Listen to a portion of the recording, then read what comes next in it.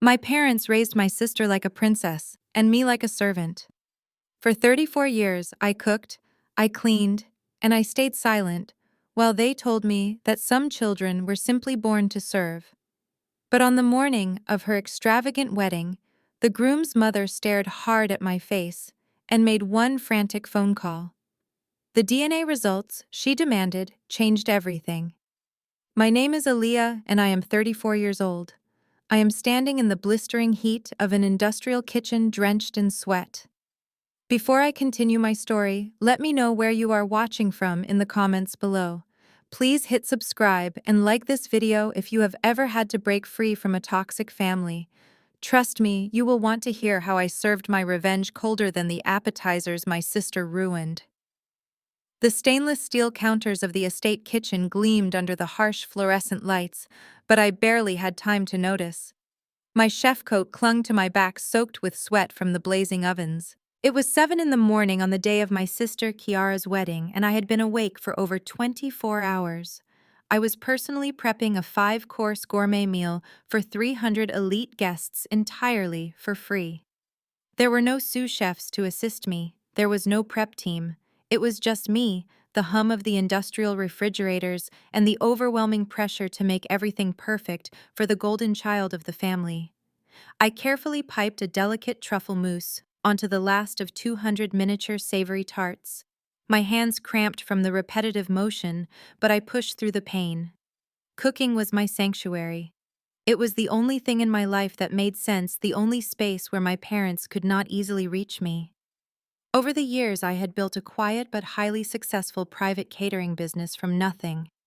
My clients were some of the wealthiest families in the city who paid premium rates for my services. But to my parents, I was just Aaliyah, the convenient live-in help, who slept in their cramped basement.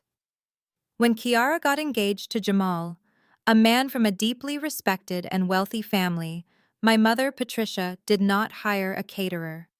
She simply handed me a massive menu and told me it was my duty to the family to provide the food. I wiped my brow with the back of my forearm, being careful not to smudge my uniform. Across the kitchen stood my masterpiece. It was a 5-tier wedding cake covered in smooth fondant, delicately decorated with handcrafted sugar flowers that had taken me 3 entire days to sculpt. Every petal was painted by hand. I had poured my heart into it, hoping that maybe just this once, my family would look at my work and see my worth. I wanted them to see that I was capable of creating something beautiful. The heavy, swinging doors of the kitchen violently burst open. The loud crash echoed off the tile walls, making me jump. Kiara stormed into the room. She was wearing a custom silk bridal robe that cost more than my first car.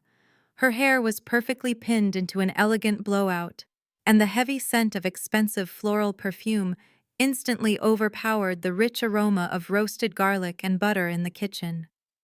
She did not say good morning. She did not ask how I was doing or thank me for staying up all night. Kiara paced around my prep tables like a health inspector looking for a reason to shut a restaurant down. She ran her finger along the edge of a spotless counter and sighed dramatically.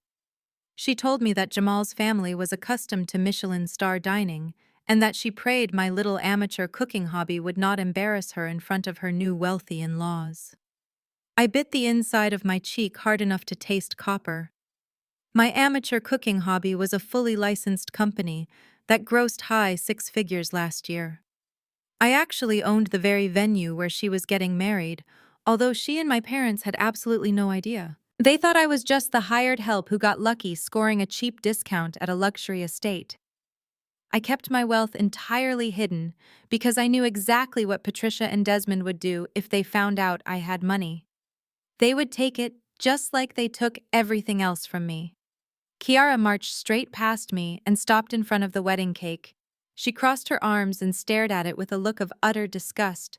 Her perfectly manicured nails tapped against her arm. She turned her head slowly and glared at me. She screamed that the fondant on the cake was the wrong shade of ivory. Her voice was shrill and piercing, echoing in the large room. She accused me of doing it on purpose to ruin her aesthetic. She yelled that I was a jealous, bitter woman who could not stand to see her happy. I tried to speak, I tried to calmly explain that the lighting in the kitchen was harsh and fluorescent, and that once the cake was moved into the ballroom under the warm chandelier lights, it would match her color palette perfectly. But Kiara did not want logic or reassurance. She wanted a punching bag. She took a step toward my prep station where I had carefully arranged 3 massive silver trays of the truffle mousse tarts. These were the premium appetizers intended for the VIP cocktail hour. The ingredients alone cost thousands of dollars, not to mention the hours of meticulous labor I had just poured into them. Without breaking eye contact with me, Kiara raised her hand and forcefully shoved the center tray. Time seemed to slow down. I watched the heavy silver platter slide off the edge of the stainless steel counter. It flipped in the air. Hundreds of delicate tarts rained down onto the hard quarry tile floor. The crash was deafening. Fine porcelain serving plates shattered into jagged shards. Mascarpone and truffle oil splattered across my clean chef shoes and the lower half of the cabinets. Thousands of dollars of food lay ruined in a second, turned into a pathetic smear of pastry and cream on the floor. I froze, my breath caught in my throat. I looked down at the ruined food and then up at my sister. Kiara smiled a tight, cruel little smirk that she only ever showed when there were no witnesses around.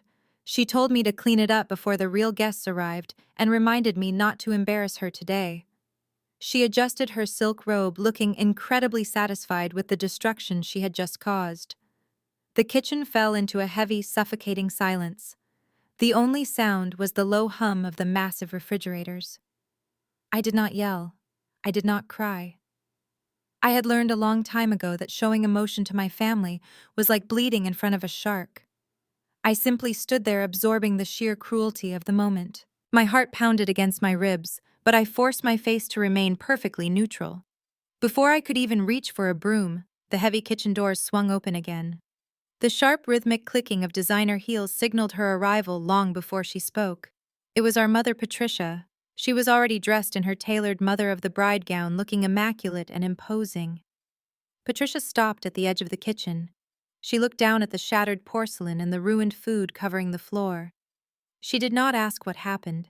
She did not question why Kiara was standing there looking smug. Patricia slowly lifted her gaze from the mess on the floor and locked eyes with me. She did not scold Kiara for destroying my work. Instead, her eyes narrowed into a cold, hateful glare directed entirely at me. She stepped carefully over a pile of ruined tarts, protecting the hem of her expensive dress. She looked at me with a mixture of contempt and exhaustion. She told me I was always so clumsy. She said it was a miracle I had not burned the entire estate down yet. I opened my mouth to defend myself, to point out that Kiara had intentionally shoved the tray, but the words died in my throat. Patricia held up a single manicured finger, demanding silence. She told me to get on my hands and knees and scrub the floor until it shined. She warned me not to ruin her daughter's big day. She leaned in close enough for me to smell her heavy hairspray and whispered that today was the closest I would ever get to a wedding of this caliber, considering I still slept in their basement. She turned her back on me, hooked her arm through Kiara's, and gently guided her golden child out of the kitchen, praising her beautiful hair as they walked away. I was left alone, standing over the shattered pieces of my hard work, gripping the edge of the counter until my knuckles turned white. Patricia stepped forward and pointed a perfectly manicured finger at the shattered porcelain and ruined pastry on the floor. Her face twisted into a mask of pure disdain. She did not care that her golden child had just intentionally destroyed hours of my painstaking labor. She only cared about the inconvenience of the mess. "Get on your knees and clean it up right now," she snapped. Her voice was sharp and low, carrying that familiar venomous edge I had endured my entire life. "You were always so clumsy, Aaliyah. I honestly do not understand how you managed to function in a professional kitchen without burning the entire building to the ground." She took a step closer, ensuring I could hear every cruel syllable over the hum of the industrial refrigerators. "Do not ruin your sister-us big day," she hissed. "This is a high society event. It is the closest you will ever get to a wedding of this caliber, considering you still sleep in our basement. Act like you belong in the background and do your job." Her words were designed to cut deep, to remind me of my place at the very bottom of the family hierarchy. They had moved me down into that windowless concrete basement when I was just 10 years old, claiming Kiara needed the larger upstairs bedroom for her growing wardrobe. For 24 years, that damp, cold room had been my designated space in the house. They thought keeping me in the dark would break my spirit. They did not realize that the isolation of that basement was exactly what gave me the relentless drive to build my own secret catering empire. I had learned to thrive in the dark. I did not cry. I did not argue. Arguing with Patricia was like pouring gasoline on an open fire. It only gave her the sick satisfaction of knowing she had successfully burned you.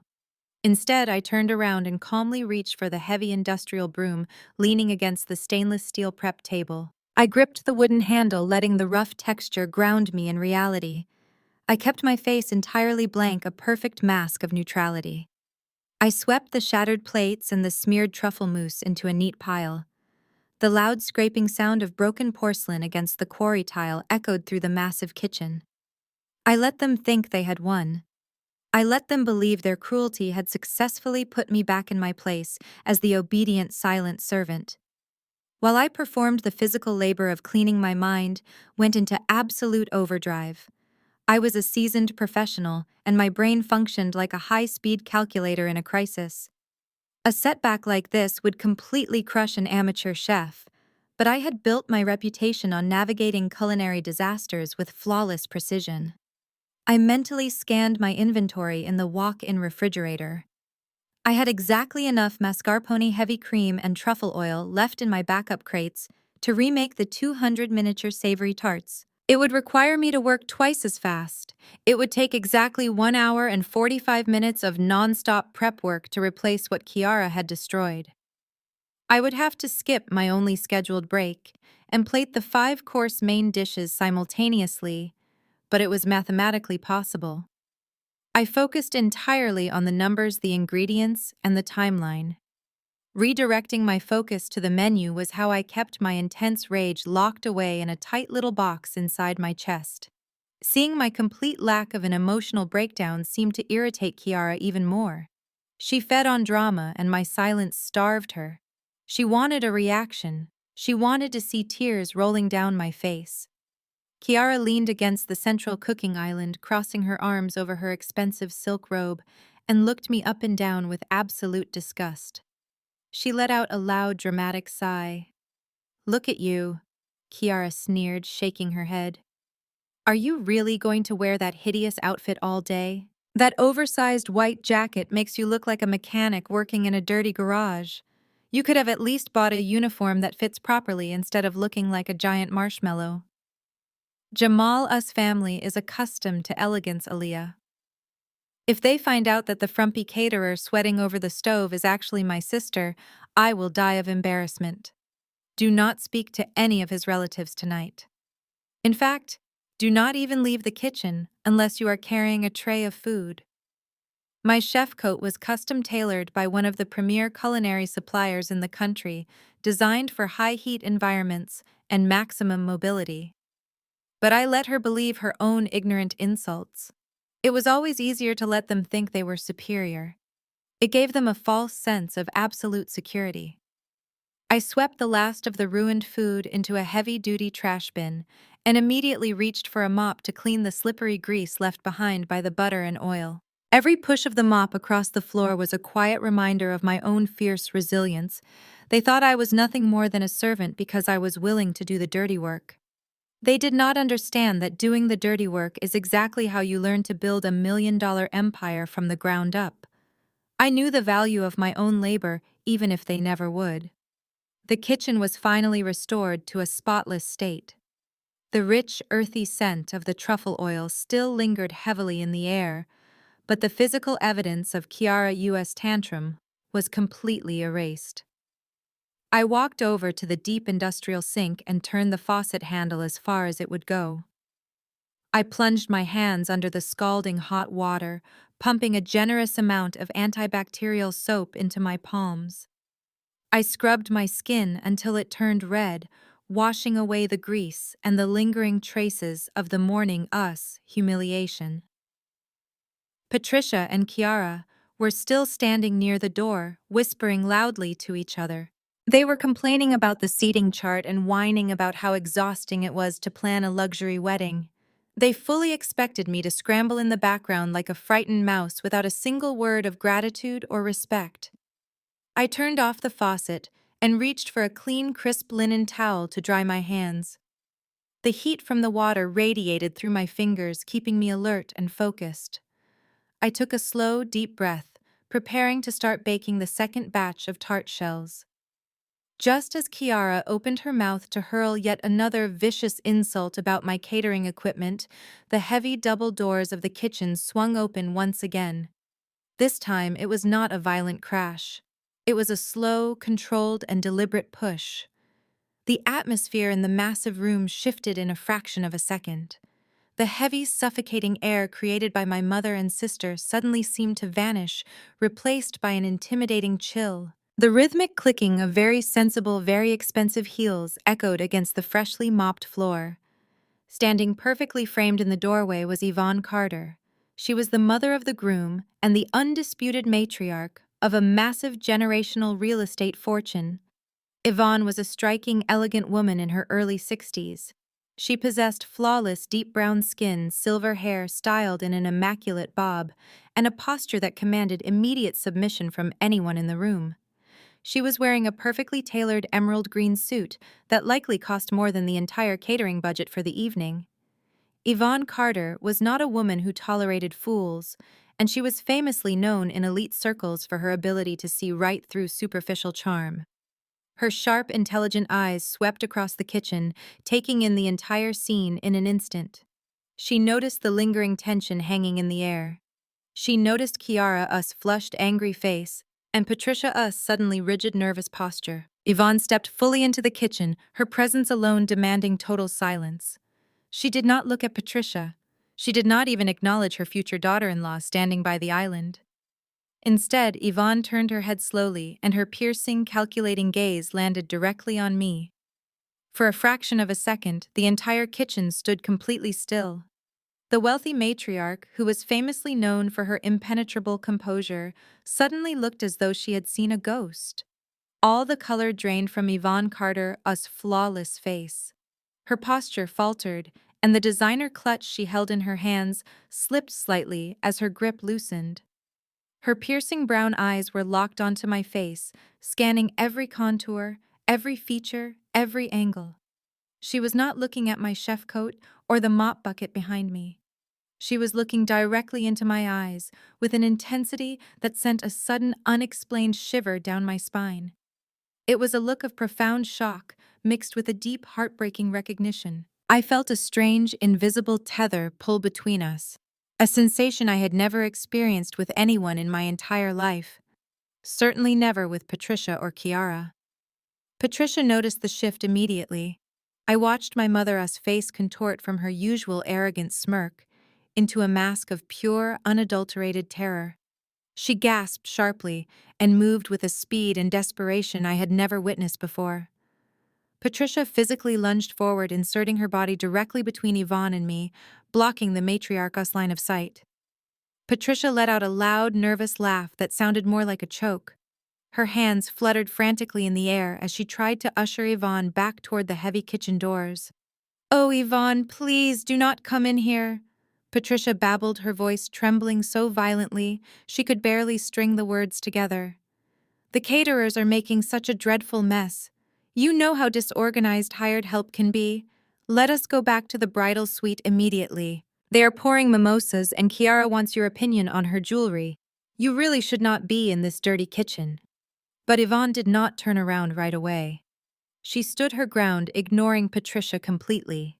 She gently, but firmly, pushed past Patricia's shoulder, stepping closer to where I stood by the deep industrial sink. It was only then that I noticed a warm, damp sensation spreading across the palm of my right hand. During my rapid, silent cleanup, a jagged edge of the shattered porcelain tray must have sliced deep into my skin. I had been so focused on calculating the menu recovery timeline that I completely ignored the pain. A thick drop of dark red blood pooled in my palm and fell silently onto the pristine white tile floor. Yvonne looked down at the blood and then back up at my face. She reached into the pocket of her tailored emerald green suit and pulled out a pristine white linen handkerchief embroidered with a delicate monogram. She did not toss it to me or hand it over dismissively the way wealthy guests usually treat the kitchen staff. Instead, she stepped directly into my personal space, entirely ignoring Patricia Yua's frantic protests. Yvonne gently pressed the folded linen into my bleeding hand. Her fingers brushed against mine, and they were completely cold. "Take this," she whispered, her voice barely audible over the hum of the refrigerators. Her eyes never left mine. She watched intently as my fingers closed around the fabric. She stood there for a long, heavy moment, watching the bright red blood quickly soak into the pure white linen. It was a deeply calculated gaze. She was not just giving me a bandage. She was verifying something. Yvonne finally took a step back. She gave me one last lingering look, a look that conveyed 1,000 unspoken questions before turning on her expensive heel. She allowed Patricia to frantically herd her out of the kitchen. The heavy double doors swung shut behind them, leaving me alone in the sudden quiet. I stood frozen, clutching the blood-soaked linen. My heart was hammering relentlessly against my ribs.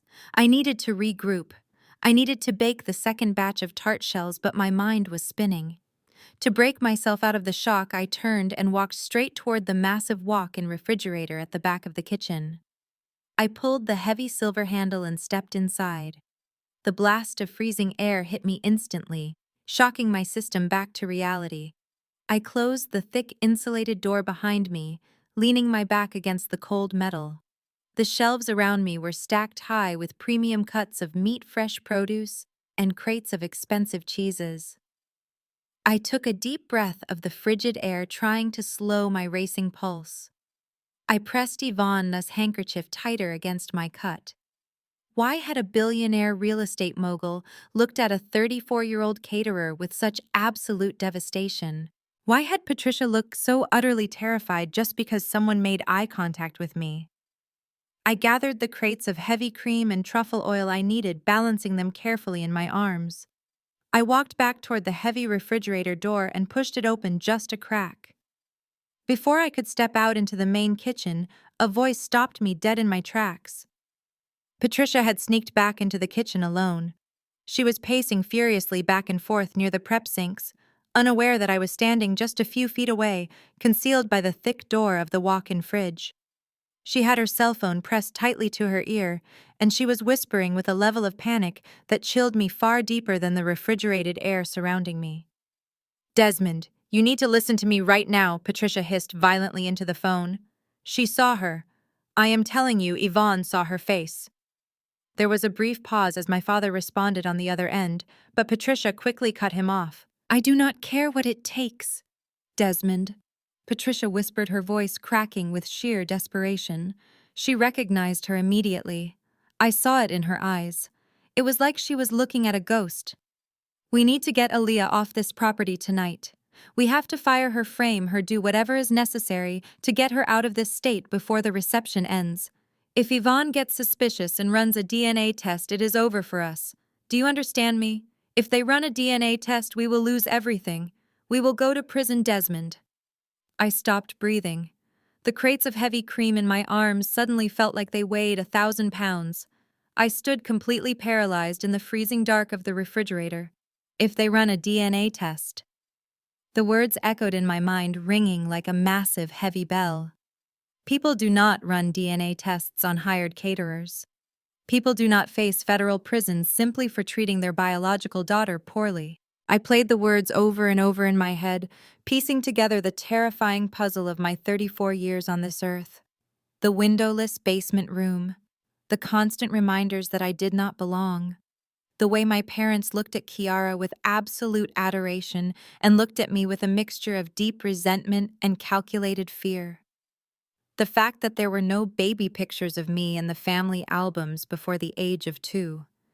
They had always told me I was born in a rural hospital whose records had burned down.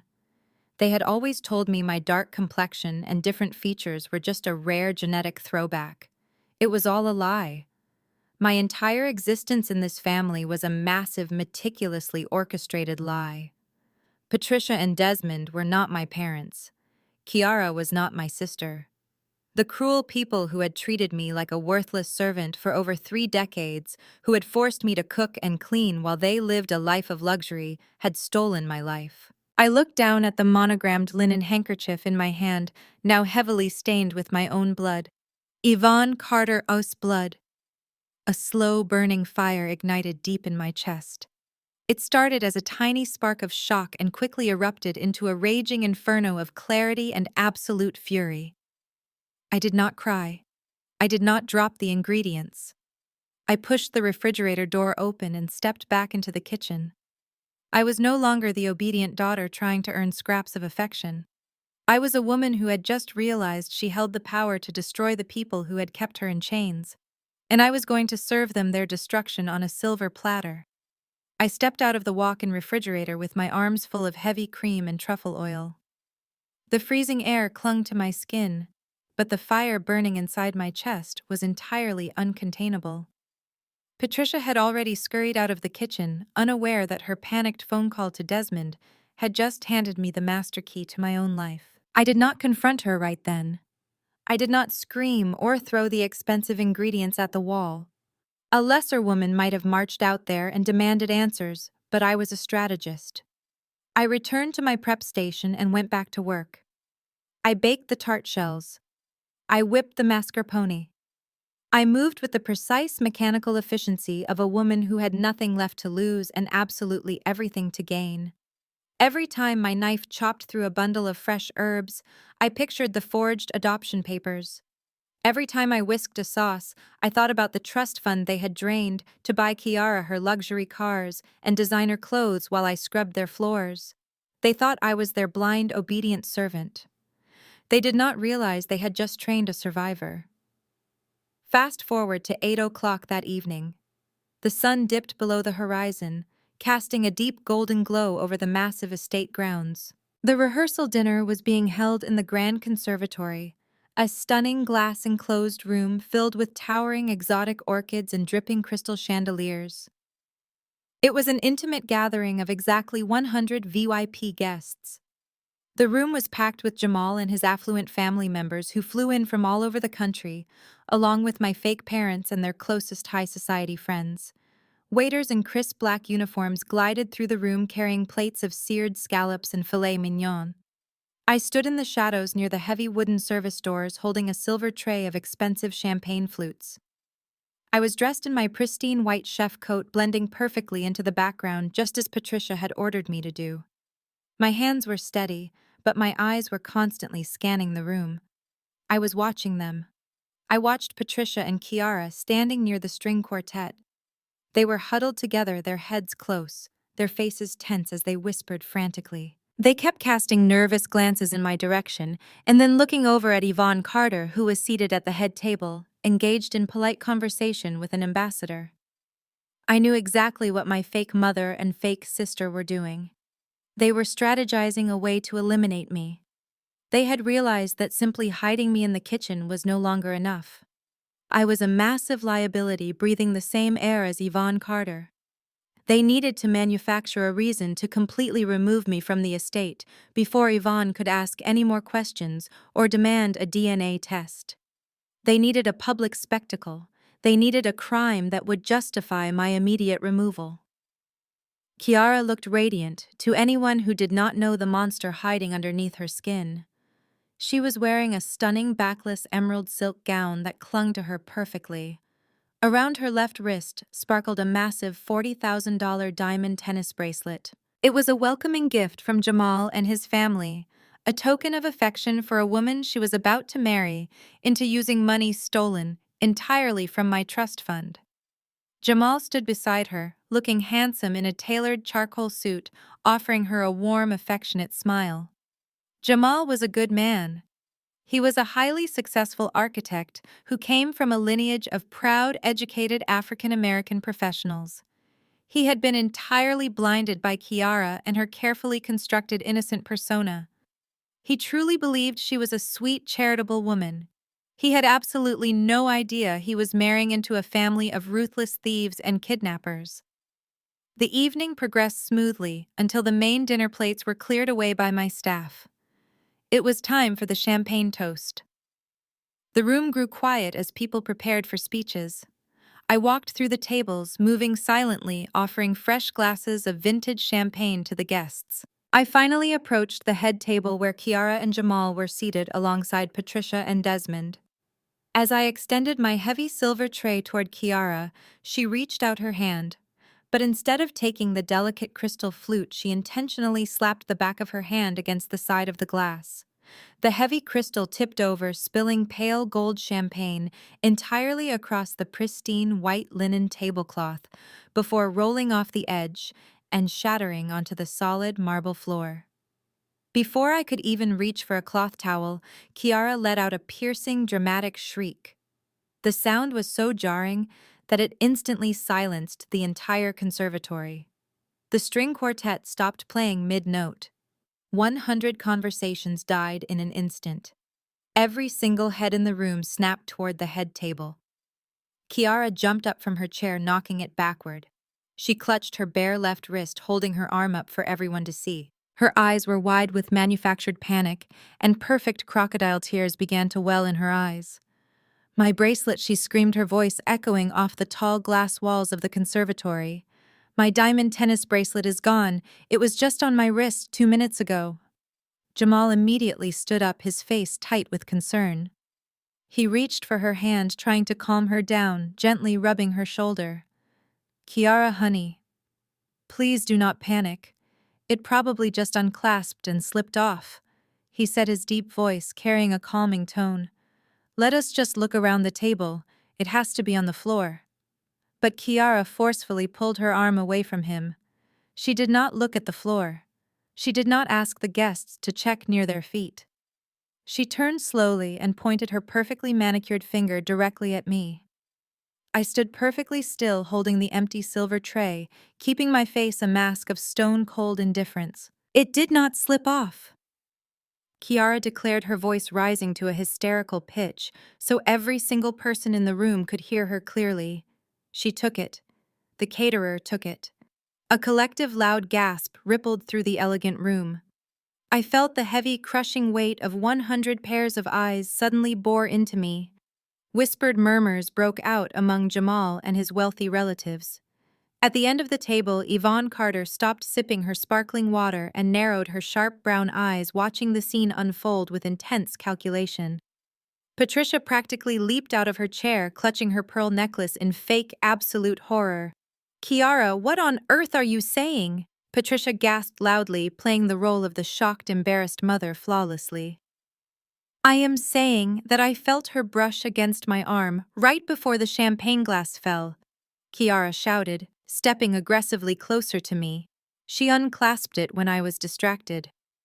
"Look at her standing there. She has been staring at my jewelry all night long. She is just a jealous, broke caterer who probably needs the money to fund her pathetic little business. She stole my $40,000 bracelet, and it is probably sitting in her apron right now." The room erupted into shocked, hostile whispers. I did not blink. I did not cower. I looked directly into Kiara and saw the absolute gleeful malice shining in her eyes.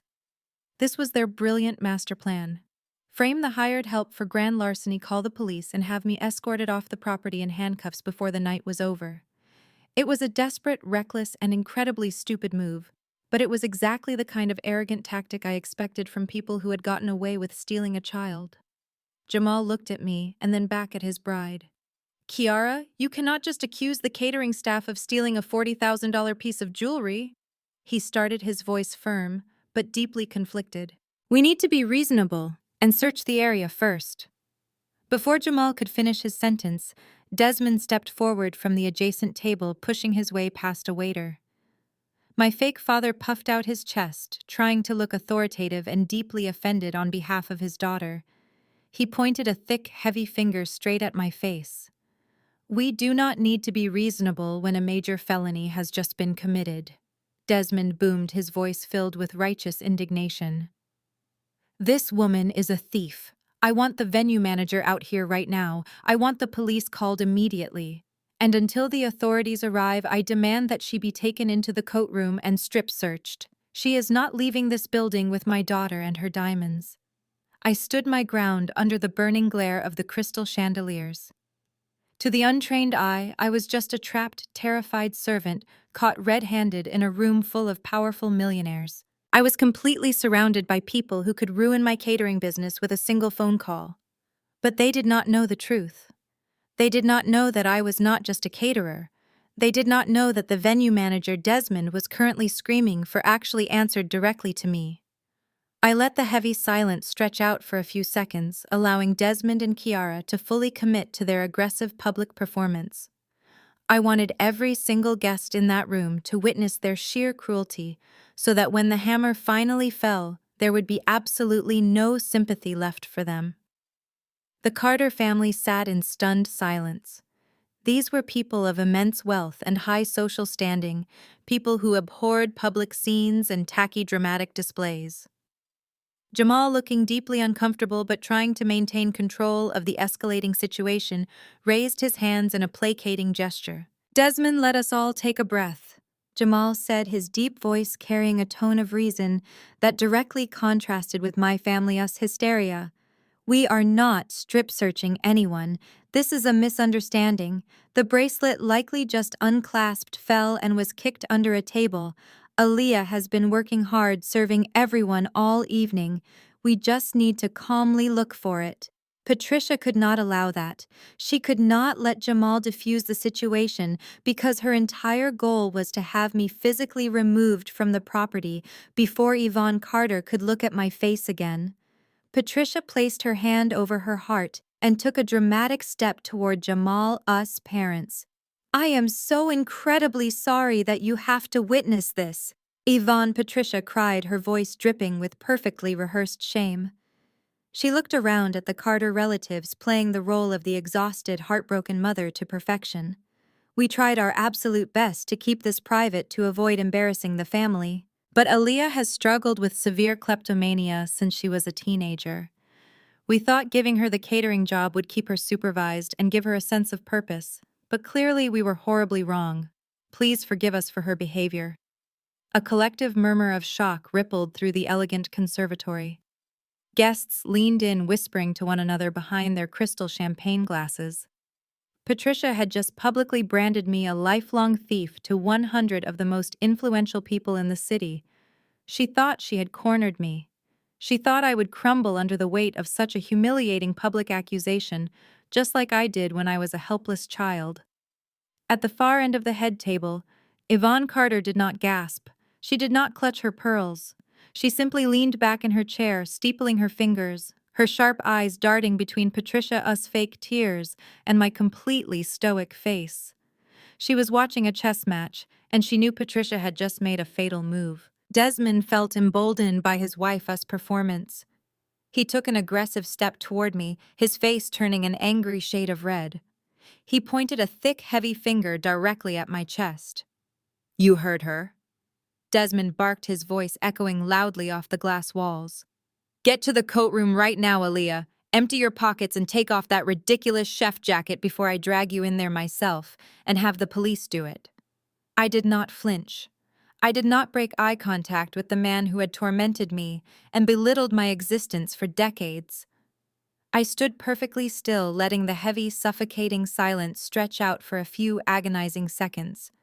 Then I slowly slid my right hand into the deep front pocket of my apron. Kiara let out a breathless, triumphant little gasp.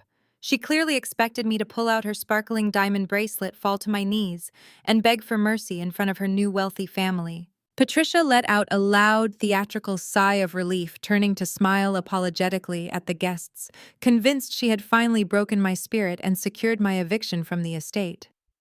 But instead of a $40,000 piece of jewelry, I pulled out a sleek black tablet. It was the venue management device I used to control everything from the lighting schedules to the payroll. I tapped the screen, entering my secure passcode, and opened the master legal file for the estate. The screen illuminated my face in the dim, romantic lighting of the conservatory. I did not hand the tablet to my father. I knew he was too ignorant to understand the legal jargon.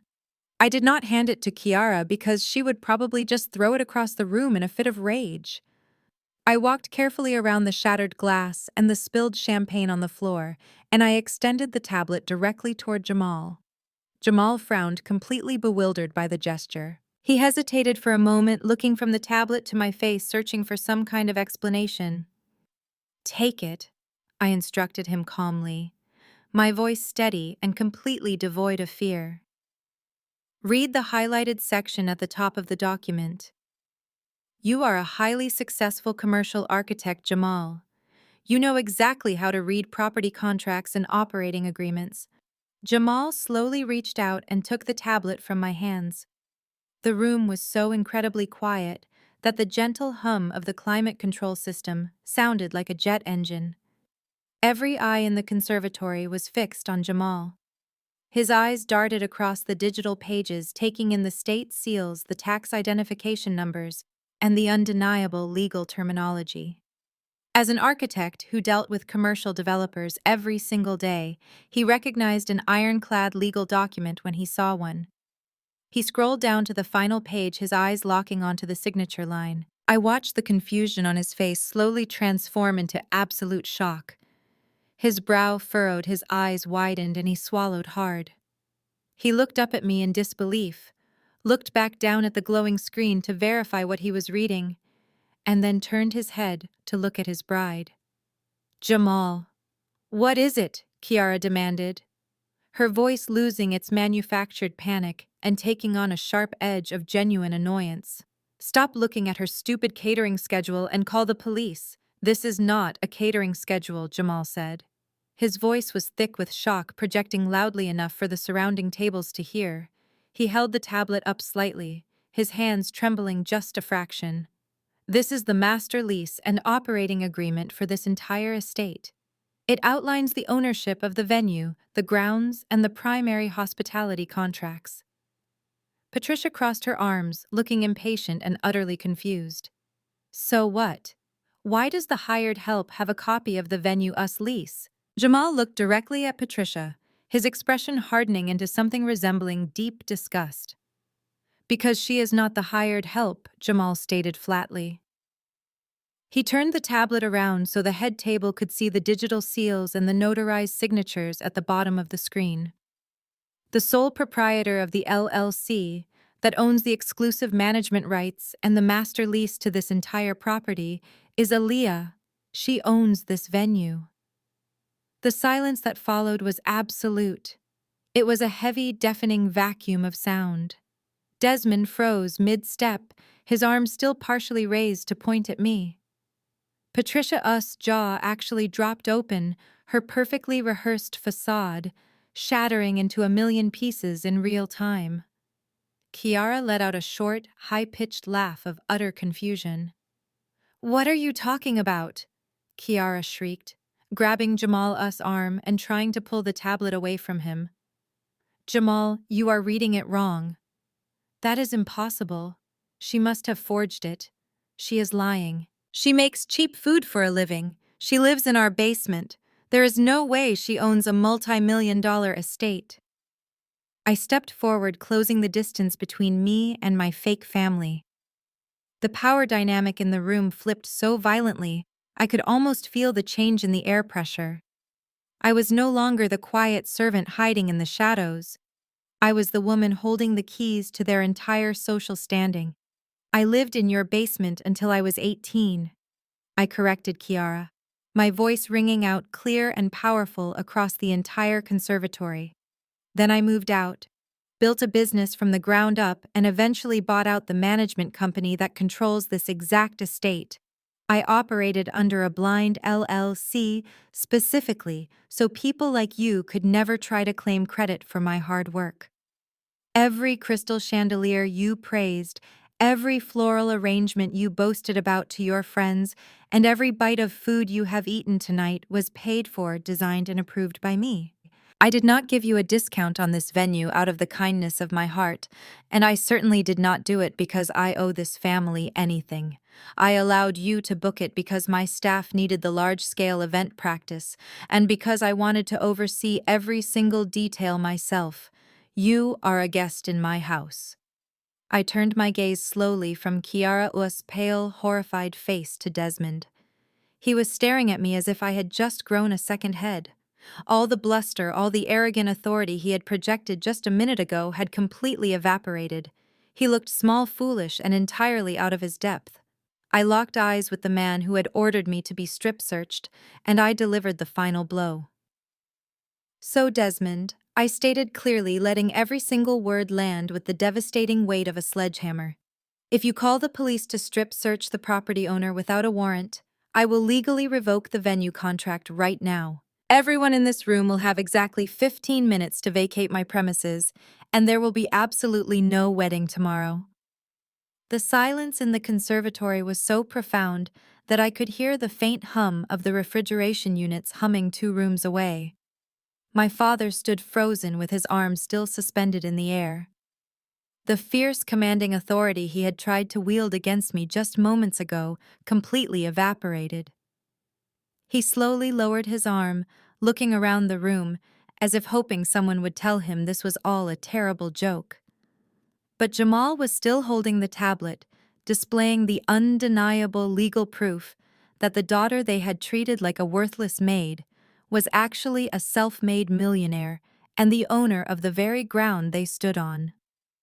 Now that we have clearly established who controls this property and who has the authority to evict whom, I said, keeping my voice perfectly level, let us address the matter of the missing $40,000 diamond bracelet. Since you were so eager to involve the authorities, Desmond, I think it is only fair we conduct a thorough search before I make the call myself.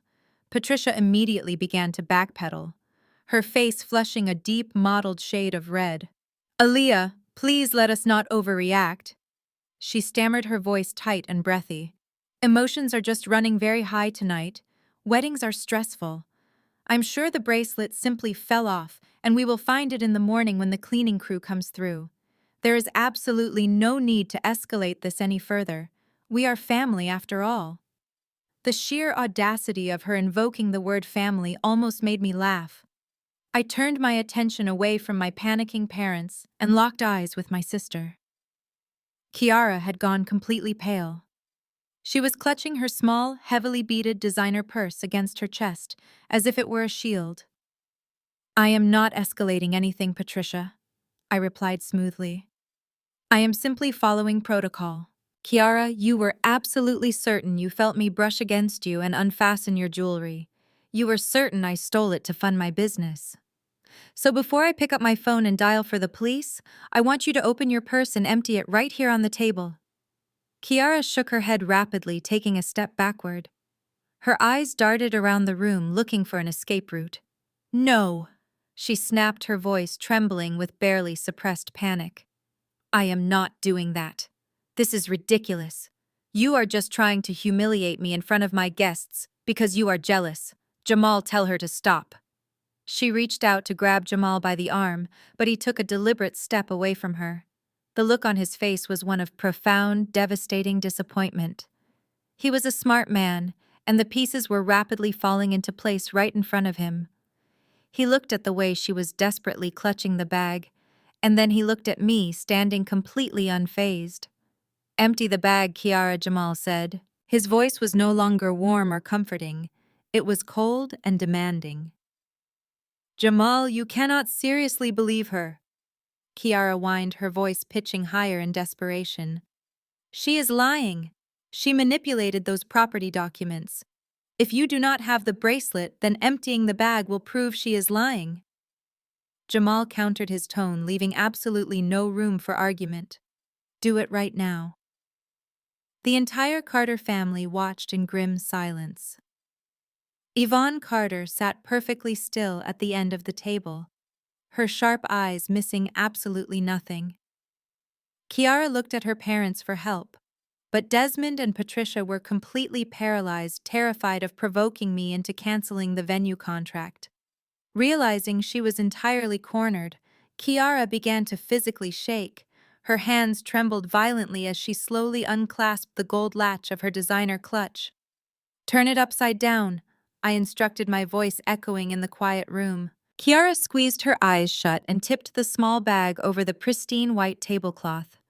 Her expensive lipstick, a compact mirror, and a hotel room key clattered onto the table. And right behind them, tumbling out with a heavy, unmistakable sound, was the brilliant, sparkling $40,000 diamond tennis bracelet. A collective gasp swept through the room, followed immediately by harsh, furious whispers from the Carter relatives. Jamal stared at the diamonds resting harmlessly on the table, and then slowly raised his eyes to stare at his bride. The betrayal written across his face was absolute. He realized in that exact moment that the woman he was about to marry had just attempted to maliciously frame a member of her own family for a major felony simply out of spite. "Oh my goodness!" Patricia shrieked loudly, rushing forward and grabbing the bracelet with shaking hands. It must have just slipped right off her wrist and fallen directly into her open purse. What an unbelievable coincidence. "Kiara, you silly girl, you need to be more careful. Look at all this unnecessary drama over a simple misunderstanding. Nobody bought it." The excuse was so pathetic and transparent that several of Jamal's U.S. relatives actually rolled their eyes. I looked directly at Jamal, witnessing the severe fracture in his trust. He did not say a word to Kiara. He simply turned around and walked out of the conservatory, needing air. Kiara burst into genuine tears of humiliation and chased after him, leaving my parents standing there in the wreckage of their own failed scheme. I reached out and gently took my tablet off the table. "I will see you all bright and early tomorrow for the wedding," I said, offering Patricia a cold, empty smile. "Try to keep a closer eye on your jewelry." I turned and walked back toward the kitchen, feeling the heavy weight of their absolute defeat pressing against my back. I had won the battle, but the war was far from over. Hours later, the estate was completely silent. The rehearsal dinner had concluded in an atmosphere of intense awkwardness, and the guests had all retreated to their respective hotel suites. It was past 1 in the morning. I was standing alone in the large commercial pantry adjacent to the main kitchen. The overhead lights were dimmed, casting long shadows across the metal storage racks. I was methodically polishing the silver serving utensils with a microfiber cloth, finding comfort in the repetitive motion. My mind was racing, replaying the look of sheer terror on Patricia O.'s face when Yvonne Carter had stepped into the kitchen earlier that morning. I knew my parents were hiding something massive, but I still did not have the missing puzzle piece. The sound of soft, deliberate footsteps echoed in the hallway. I paused my polishing as the heavy wooden door to the pantry slowly swung open. Yvonne Carter stepped into the dimly lit room. She had changed out of her emerald suit and was wearing a luxurious silk robe, her silver hair still perfectly styled. She stepped fully into the pantry, closed the heavy door behind her, and I heard the distinct metallic click of the deadbolt sliding into place. She had locked us inside. I set the silverware down on the stainless steel counter, instantly on high alert. I did not know what Jamal's U.S. mother was capable of or whose side she was truly on. She walked toward me, moving with a quiet, commanding grace. She stopped on the opposite side of the prep counter. She did not mention the dramatic scene in the conservatory. She did not ask about my catering business or how I managed to buy the estate. She was laser-focused on something far more important. Yvonne reached into the deep pocket of her silk robe and pulled out a thick, heavy manila envelope. She set it down on the cold stainless steel surface and slowly slid it across the counter until it rested right in front of my hands. I looked down at the unmarked envelope and then back up at her face. Her piercing brown eyes were shining with unshed tears, an emotion I had never expected to see from the notoriously stoic matriarch. "When I saw you in the kitchen this morning, I thought my mind was playing a cruel trick on me." Yvonne spoke, her voice a low, steady whisper that carried an immense weight. "You have her eyes. You have her exact jawline. But when your mother panicked and tried to hide you, it confirmed my darkest suspicion." She took a slow, shuddering breath and pointed a trembling finger at the envelope. "I am a very wealthy woman." Yvonne continued, her voice gaining strength. I have resources that most people do not even know exist. I have a private medical laboratory on retainer for my corporate employees. After I left the kitchen, I immediately sent a courier to my lead geneticist. She paused, looking deeply into my eyes. I expedited the lab results using the blood from your handkerchief, Yvonne whispered, the tears finally spilling over her lashes and tracking down her elegant face. You aren't Patricia Us' daughter. You are my late sister, Us' child. The air in the pantry suddenly felt too thin to breathe. I stared at the heavy manila envelope resting on the cold stainless steel counter. My mind struggled to process the words Yvonne had just spoken. My late sister's child. I reached out and my fingers trembled as I touched the thick paper. I pulled the flap open and slid the contents out under the dim pantry lights. The first document was the official DNA test result from the private medical laboratory. The stark black text printed on the crisp white paper was absolute and undeniable. It confirmed a 99.9% genetic match between Yvonne Carter and myself. I was her biological niece. But the DNA test was only the first page. Beneath it lay a thick stack of documents that Yvonne's private investigators had rapidly pulled from sealed court records, birth registries, and offshore banking files. Yvonne stepped closer, her voice thick with decades of suppressed grief. My sister died in a horrific car crash 32 years ago. Yvonne explained, her gaze fixed on the papers in my hand. You were only 2 years old at the time. You were in the back seat, but you miraculously survived with barely a scratch. Our family was entirely shattered by the sudden loss. In the absolute chaos of the funeral and the estate settlement, you simply vanished. The local authorities told us you had been taken by a distant relative of your father who lived out of state. We spent millions of dollars searching for you, hiring the best investigators in the country, but the trail went completely cold. They covered their tracks perfectly. I looked down at the next document in the stack. It was a faded photocopy of an adoption certificate dated exactly 32 years ago. The signatures at the bottom belonged to Patricia and Desmond. I looked up at Yvonne, my voice barely a whisper, but echoing loudly in the quiet room. How did they get me? Who were they to my mother?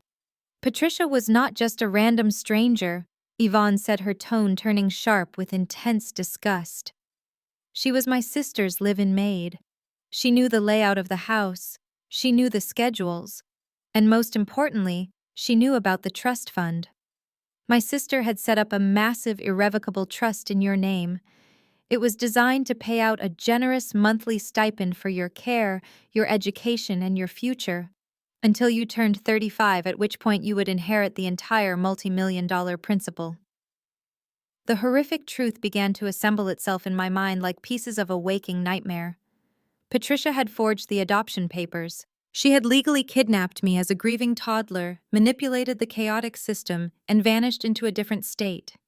She did not take me because she wanted a child. She did not take me out of love or maternal instinct. She took me because I was a walking, breathing lottery ticket. I flipped to the next page in the heavy file.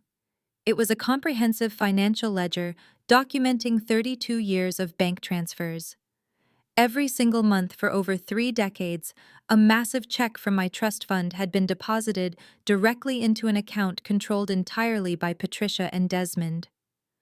I stared at the numbers printed on the page, the hundreds of thousands of dollars siphoned away year after year. The betrayal hit me with the physical force of a freight train. I felt violently sick to my stomach as the memories of my entire childhood rushed back into my brain, suddenly painted in a grotesque and horrifying new light. Everything my fake sister Kiara possessed had been bought with my blood money. Her exclusive private school education, the designer clothes that spilled out of her massive walk-in closet, the brand new luxury car she received for her 16th birthday. Even this extravagant wedding, the imported orchids in the conservatory, the thousands of dollars of premium catering ingredients I had been forced to prepare for free. All of it was funded by the stolen inheritance meant for me. While they drained millions of dollars from my name to live like high society royalty, They had banished me to a damp, windowless concrete basement. They had forced me to wear Kiara's discarded hand-me-downs. They had made me scrub their floors, wash their laundry, and cook their meals. They constantly told me I was a burden. They told me I was lucky they had taken me in when nobody else wanted me. They used psychological abuse to keep my self-esteem completely crushed, knowing that if I ever gained the confidence to ask questions, their entire criminal empire would collapse. They had literally turned the rightful millionaire owner of their entire lifestyle into their indentured servant. The sheer magnitude of their evil was incomprehensible. They had not only stolen my money, they had stolen my actual family. They had stolen the memory of my real mother. They had forced Yvonne to spend 32 years mourning a niece who was alive and scrubbing toilets just a few states away. They watched me struggle to build my private catering business from absolute nothing. They watched me work 20-hour days burning my hands on hot stoves, saving pennies to buy my first set of professional knives, all while they sat comfortably on the millions they had stolen from an orphaned child. A deafening ringing filled my ears. The stoic composure I had maintained all day, the quiet resilience I had relied on to survive my childhood finally shattered. This was no longer just a toxic family dispute over a piece of missing jewelry. This was a massive federal crime. This was kidnapping, systemic fraud, and grand larceny spanning 3 decades. My hands began to shake violently, not from fear, but from a raging, explosive anger that demanded immediate and absolute destruction. They were going to pay for every single second of my stolen life. I did not say another word to Yvonne. I dropped the heavy manila envelope onto the stainless steel counter. I shoved my hand deep into my chef apron and pulled out my cell phone. The bright screen illuminated the dark pantry. My fingers flew across the glass, bringing up the keypad. I was going to call the police right now. I was going to have dozens of squad cars swarm this luxury estate. I wanted to see Patricia and Desmond dragged out of their expensive hotel suites in handcuffs tonight. I wanted Kiara to wake up tomorrow morning with no family, no stolen money, and absolutely no wedding. I dialed the 9. I dialed the 1. I moved my thumb to press the final digit, my heart pounding fiercely in my chest, fully prepared to burn their entire fake world to the ground right then and there. But before my finger could make contact with the screen, Yvonne suddenly lunged forward. She reached out and slammed her hand firmly over my phone, covering the display and physically stopping me from completing the call. Yvonne's hand was freezing against my skin, but her grip was like a steel vice. She pressed down on my phone screen with absolute authority, forcing me to lower the device. I stared at her, my chest heaving with unspent adrenaline. I wanted justice right then and there. I wanted the flashing red and blue lights of police cruisers to light up the front lawn of the estate. But Yvonne shook her head slowly, her eyes locked onto mine with a chilling calm that immediately commanded my attention. "Do not make this mistake, Aaliyah," she whispered fiercely. "I understand your rage. I have been mourning you for 32 years, and I want to tear them apart with my bare hands. But you must think like a strategist, not like a victim. If you dial that number right now, you will give them exactly what they need. You will give them time." I pulled my hand back, clutching the phone tightly against my chest. "What do you mean?" I asked, my voice shaking with raw emotion. "You have the DNA test. You have the forged adoption papers and the financial ledgers. We have all the proof we need to put them behind bars for the rest of their miserable lives." Yvonne stepped back, leaning against the heavy metal shelving of the pantry. "It is a 32-year-old paper trail," she explained, her tone steady and purely analytical. "The justice system is incredibly slow and highly susceptible to manipulation. If the police arrive tonight, Patricia and Desmond will play the role of the shocked innocent parents. They will claim it was a massive bureaucratic mix-up. They will swear they used a private adoption agency that misled them, and that they had absolutely no idea who you truly were." She pointed a perfectly manicured finger at the financial documents resting on the counter. "And while the police are busy trying to untangle decades of forged documents, Patricia and Desmond will still have access to your trust fund. They will immediately hire a fleet of the most ruthless, high-priced defense lawyers in the country, using your own stolen money to pay their legal fees. They could easily tie this up in litigation for years, draining the accounts completely dry before a judge ever sees the inside of a courtroom. We cannot give them the opportunity to build a defense. The cold, hard logic of her words washed over me, extinguishing the blind panic and replacing it with a sharp, calculating clarity. She was absolutely right. My fake parents were seasoned manipulators who had successfully lived a double life for decades. They knew how to lie under pressure. Giving them a chance to spin a narrative would be a fatal error. So what do we do? I asked, my voice dropping to a low, determined whisper. How do we stop them from using my money to walk away? We need to catch them committing a fresh, undeniable felony on camera today, Yvonne said, her eyes narrowing with a dangerous, predatory gleam. After the humiliation with the bracelet and your revelation about owning this venue, they are completely backed into a corner. They know I recognized you in the kitchen this morning. They are absolutely terrified that I will run a DNA test, not knowing I already have. Panicked people make sloppy, desperate mistakes. We just need to give them enough rope to hang themselves. I looked down at the stainless steel counter processing the plan. It required an immense amount of discipline. It required me to walk back out there and pretend I did not know that the people giving me orders had stolen my entire existence. It meant serving them their gourmet meals, pouring their expensive wine, and watching Kiara flaunt her stolen wealth for just a little while longer. I agreed to the plan, I told Yvonne, my voice hardening into a vow. I will play the obedient, silent servant for the rest of the wedding day. I will let them think they still have the upper hand. I will let them believe their little threats still work on me. They will be so blinded by their own arrogance that they will not even see the trap until it snaps shut on their necks. Yvonne nodded, a small, proud smile touching the corners of her mouth. You have my sister's fire, she whispered softly. Get some rest, Aaliyah. Tomorrow we end this. The sun rose a few hours later, casting a brilliant, bright light over the sprawling, manicured lawns of the estate. The wedding day had officially begun, and the property was buzzing with chaotic energy. Florists were frantically arranging towering displays of white roses in the ballroom, while the string quartet tuned their instruments in the courtyard. I stood in the center of the industrial kitchen, buttoning up my crisp white chef coat. It no longer felt like a uniform of servitude. It felt like a suit of armor. I moved through the morning prep with mechanical efficiency, my mind operating on two entirely different frequencies. On the surface, I was the focused venue owner and executive chef managing a massive staff of waiters and sous chefs to ensure a flawless 5-course service. But beneath the surface, I was a hunter quietly observing my prey.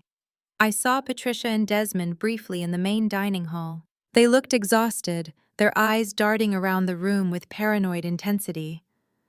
They were clearly rattled by my revelation the night before, but they were still clinging to the illusion of control. When Patricia demanded a fresh pot of coffee be sent to the bridal suite, I did not argue. I did not glare at her. I simply nodded politely and said, "Right away, ma'am." The slight look of relief that washed over her face was almost comical.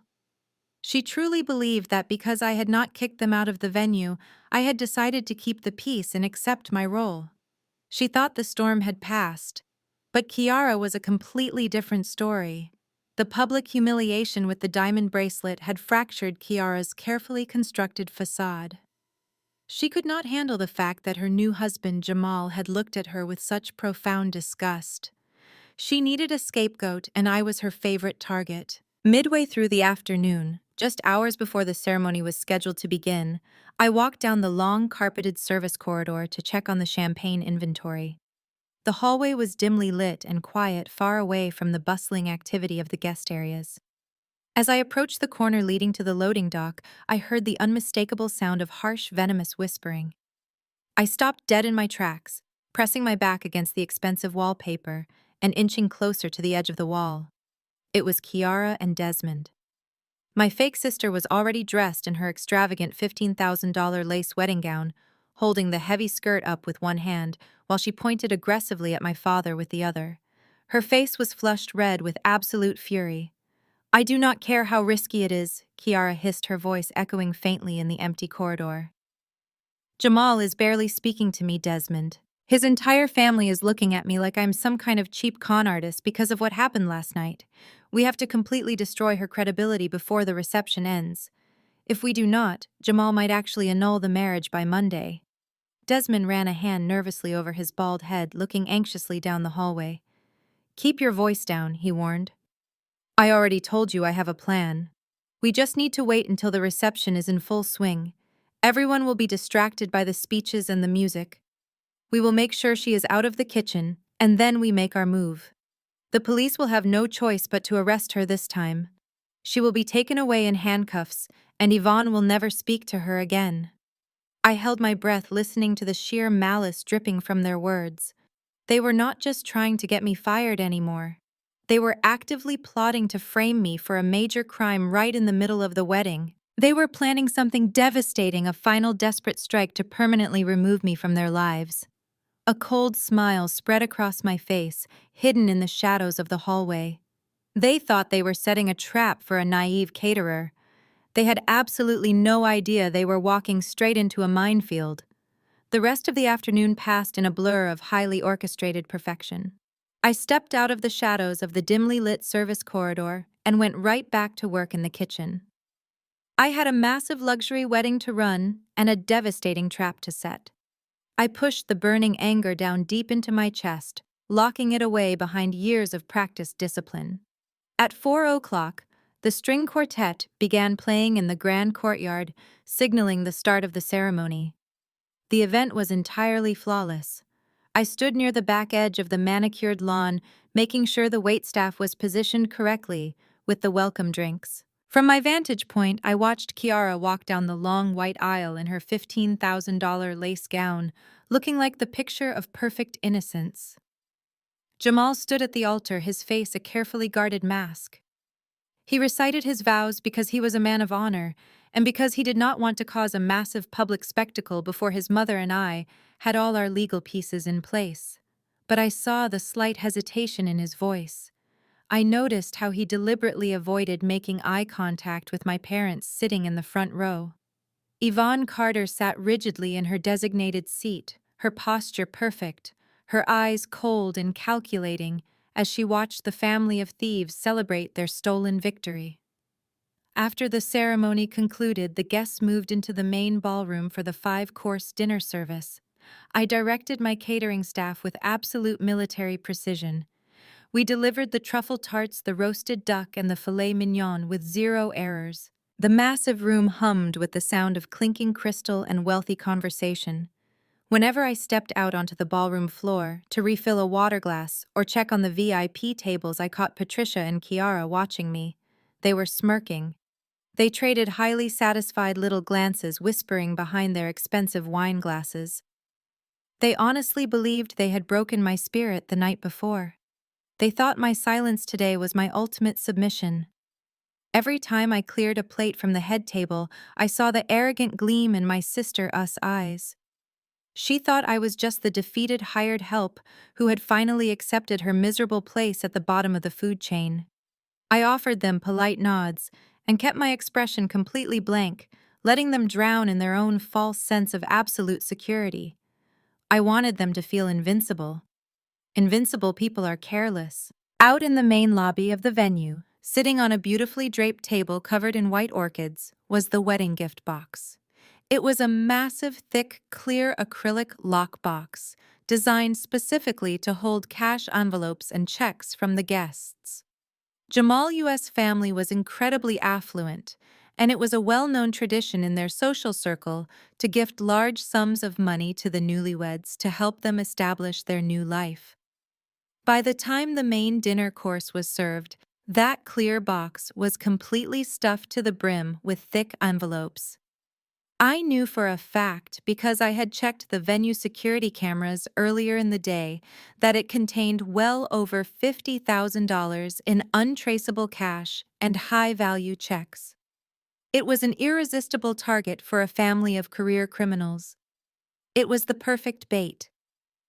As the dinner service concluded and the staff began clearing the heavy porcelain plates to prepare for the champagne toasts, I made a deliberate show of walking through the main ballroom. I carried a large, heavy plastic crate filled with empty champagne bottles, holding it high against my chest. I made sure to walk directly past the head table.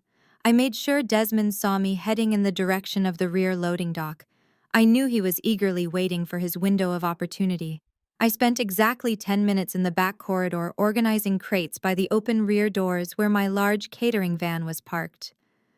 I stayed out of sight just long enough to give my father the time he needed to execute his reckless plan. Then I dusted off my chef coat and walked calmly back into the main ballroom, standing quietly in the shadows near the DJ booth to watch the show unfold. The DJ lowered the upbeat music to a soft, instrumental hum. The best man had just finished his heartfelt speech, and the crowd was laughing and clapping politely. Jamal stood up and took the microphone, preparing to give his groom-us toast to the room.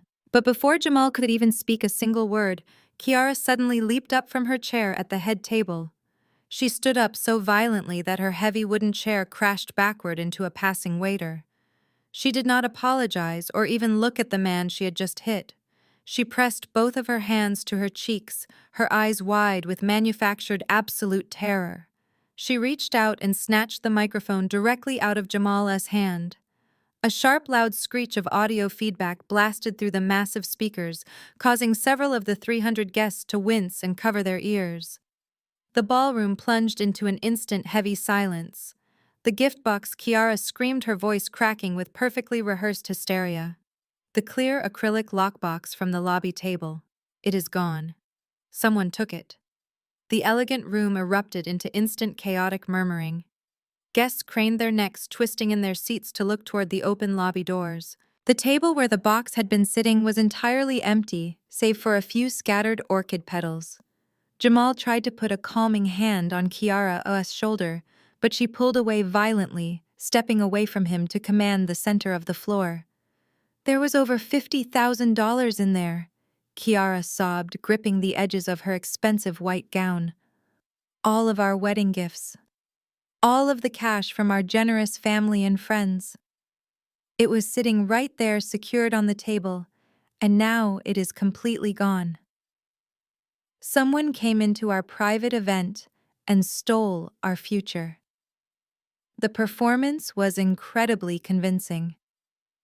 She cried real tears, her chest heaving as she looked desperately around the room. The Carter family looked deeply alarmed, whispering frantically among themselves. The timing of the entire stunt was absolutely impeccable. Right on cue, Patricia leaped out of her seat at the adjacent family table. She let out a loud, dramatic gasp that echoed clearly across the quiet, tense room. She slapped both of her hands over her mouth, looking absolutely horrified. But she did not look toward the lobby where the box had gone missing. She turned her entire body and pointed a shaking, trembling finger straight across the crowded ballroom directly at the shadows where I was standing. "Oh my goodness," Patricia shrieked, her voice cutting sharply over the murmurs of the confused crowd. "I saw her. I saw Aaliyah carrying something heavy out to her catering van just 10 minutes ago. I thought she was just taking out the kitchen trash, but she was holding something large and square hidden tightly against her chest. She is trying to leave with the money." Patricia's accusation hung in the heavy air of the ballroom like a lit match dropped into a pool of gasoline. The polite murmurs of the wealthy crowd instantly transformed into loud gasps of shock. 300 pairs of eyes shifted from the empty gift table directly to the shadows near the DJ booth where I was standing. I stepped forward into the warm light of the chandeliers, allowing my face to fall into a perfect mask of pure, unadulterated panic. "What are you talking about, Patricia?" I asked, letting my voice tremble just enough to sound desperate and defensive. "I was taking out empty champagne bottles. I do not have the box." Desmond seized his moment with the practiced ease of a lifelong con artist.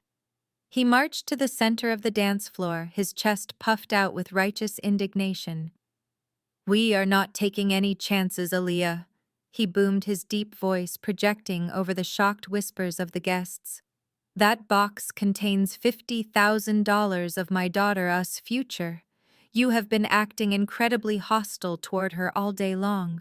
I want to see the inside of your catering van right now." He turned his body, addressing the Carter family and the VIP guests, directly inviting them to witness my public destruction. "Jamal, let us go," Desmond commanded, waving his arm toward the exit. "Let us put an end to this right now." The luxurious, elegant atmosphere of the wedding reception completely shattered, replaced by the grim, chaotic energy of a witch hunt. The entire wedding party practically stampedes out of the ballroom. Jamal led the way, his face a dark storm of confusion and mounting anger. Kiara clung desperately to his arm, burying her face into his expensive charcoal suit jacket and letting out loud, dramatic sobs. I walked completely surrounded by them like a prisoner being marched to the gallows. I kept my head down, my hands shoved deep into the pockets of my chef apron, hiding the cold, calculated smile that was fighting to break across my lips. They were playing their part so flawlessly. They were marching blindly and arrogantly right into the abyss I had dug for them. We pushed through the heavy double-swinging doors that led down the rear service corridor. The air grew cooler as we approached the exit, and when Desmond shoved open the metal doors leading to the outdoor concrete loading dock, the crowd stopped dead in their tracks. The cool night air hit us, but what truly shocked the wedding party was the harsh, blinding glare of flashing red and blue lights. 2 local police cruisers were already parked directly behind my white catering van, effectively blocking it from moving an inch. 2 uniformed officers were standing by the hoods of their vehicles, their radios crackling in the quiet night.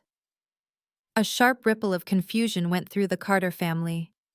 Jamal stopped walking, his brow furrowing deeply. "Wait a minute," Jamal said, his voice cutting sharply through the noise of the crowd. "Kiara just realized the box was missing 2 minutes ago.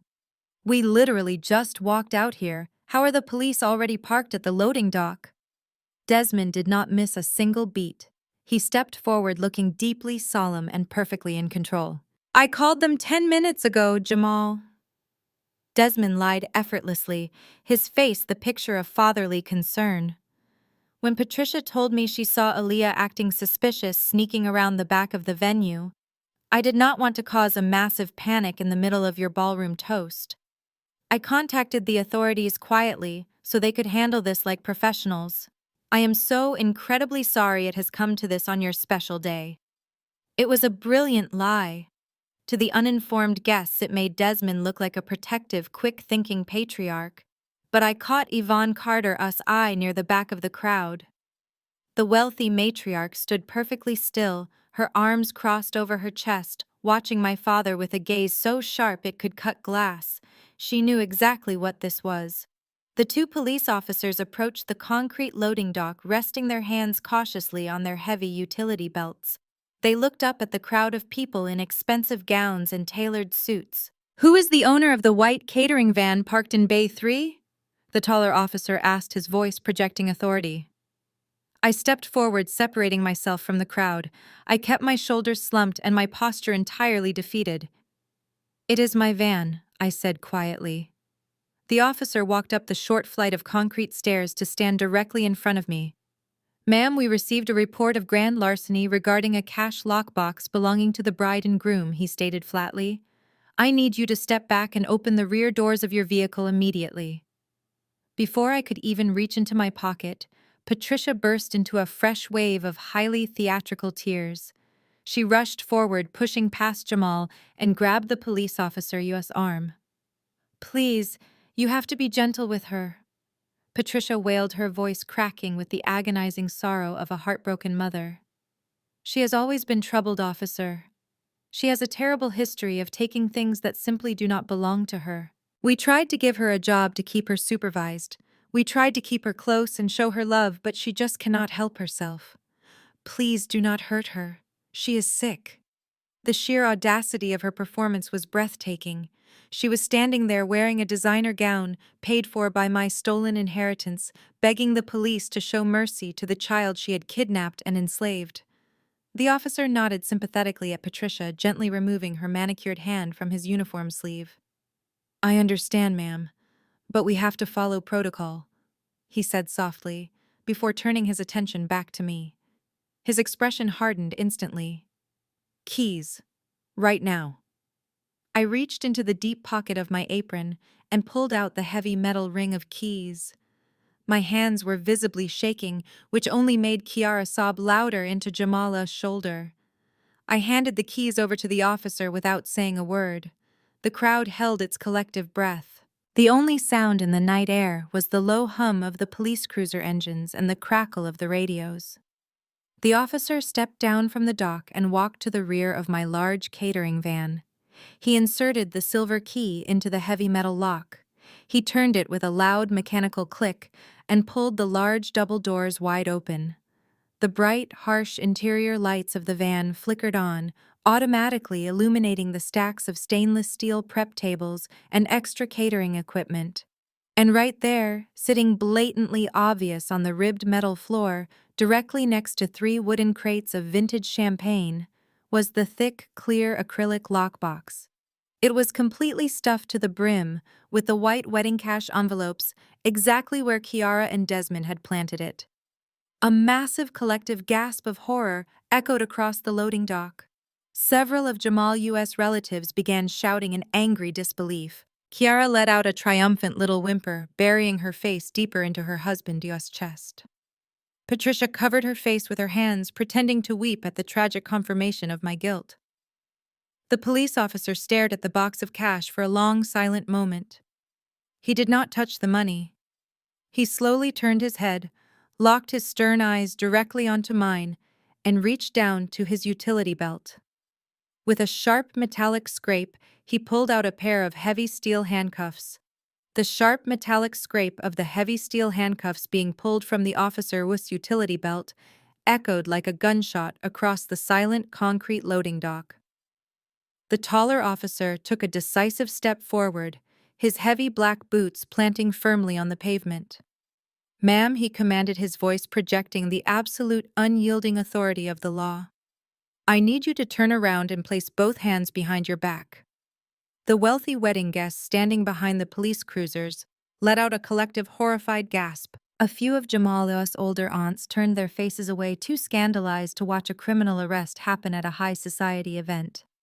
The elegant atmosphere of the evening had completely evaporated, leaving behind the cold, grim reality of a crime scene. I did not turn around. I kept my eyes fixed straight ahead, observing the absolute masterpiece of deception playing out in front of me. Kiara had buried her face into Jamal's expensive charcoal suit jacket, her shoulders shaking with loud theatrical sobs.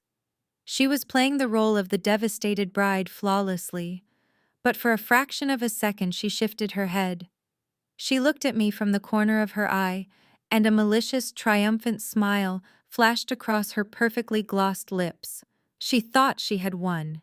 She thought she had finally crushed the adopted sister who dared to step out of the basement. She thought she had permanently removed the only threat to her stolen luxury lifestyle. Desmond was putting on an equally repulsive performance. My father crossed his thick arms over his chest, rocking back on his heels with a deeply victorious posture. He looked like a king who had just successfully executed a peasant rebellion.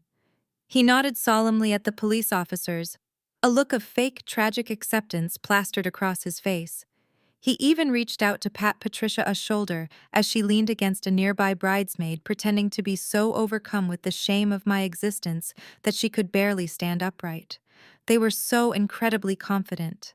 They had spent 32 years manipulating the truth, stealing my money, and abusing my spirit without ever facing a single consequence. They genuinely believed that their wealth, their tailored suits, and their practiced tears would always protect them. They believed the police would look at me, a woman in a stained chef coat standing next to a box of stolen cash, and blindly drag me away without asking a single question. But I was not the scared little girl they had raised in the dark anymore. I was a woman who had spent her entire life learning how to survive in a hostile environment, and I had prepared for this exact moment. "Turn around right now," the officer repeated, his tone dropping into a harsh, aggressive warning. He unlatched the hinge of the steel cuffs, preparing to forcibly grab my wrist. "If you resist arrest, this will go from a simple theft charge to something much worse. Do not make this difficult, Aaliyah." Jamal suddenly stepped forward, physically pulling himself away from Kiara's desperate grip. The sheer stress and profound confusion of the evening were etched deeply into his handsome face. He was an honorable man, watching his entire wedding day collapse into a chaotic criminal circus, and he was not willing to let mob mentality dictate the outcome. "Officer, please wait." "Just a moment," Jamal pleaded, raising his hands in a calming gesture. "She has absolutely no prior record. She is a highly respected business owner in this city. Can we at least give her a chance to speak before we put her in chains in front of 300 people?" Desmond immediately pushed his way to the front of the crowd, his face flushing red with sudden, boiling anger. He could not risk me opening my mouth. He could not risk Jamal giving me a platform to defend myself. "We do not need to hear anything she has to say," Jamal Desmond barked, dropping the fake sympathetic father routine and letting his true ruthless nature slip through. "The stolen money is sitting right there in the back of her van. She was caught red-handed trying to ruin your future. Officer, do your job and take this thief away." I looked directly at Desmond. I let a slow, freezing calm wash over my features. The frantic, terrified expression I had been faking just moments ago completely vanished without a trace. I saw my father's victorious smirk falter for a split second as he registered the sudden shift in my demeanor. I was not crying. I was not shaking. I was not begging for mercy. I turned my attention back to the taller police officer. I did not move my hands toward my back. I stood my ground on the concrete dock, squaring my shoulders and looking him dead in the eye. "Officer, I am completely willing to cooperate with your investigation," I said. My voice was incredibly steady, cutting through the cool night air with absolute precision. "I am not resisting arrest, but I am asking you to pause for exactly 2 minutes before you place those steel cuffs on my wrists." The officer hesitated. He looked at my entirely calm expression and then glanced at the hysterical, shouting family members behind me. In his line of work, guilty people panicked. Guilty people ran, cried, or fought aggressively. They did not stand perfectly still and ask for 2 minutes with the polite, commanding authority of a corporate executive. He could sense that something about this entire setup was fundamentally wrong. 2 minutes for what the officer asked, his eyes narrowing in deep suspicion. He kept the handcuffs ready, but he did not step any closer to me. "I run a premium private catering company," I explained, keeping my movements slow and deliberate so they would not be misinterpreted as a physical threat.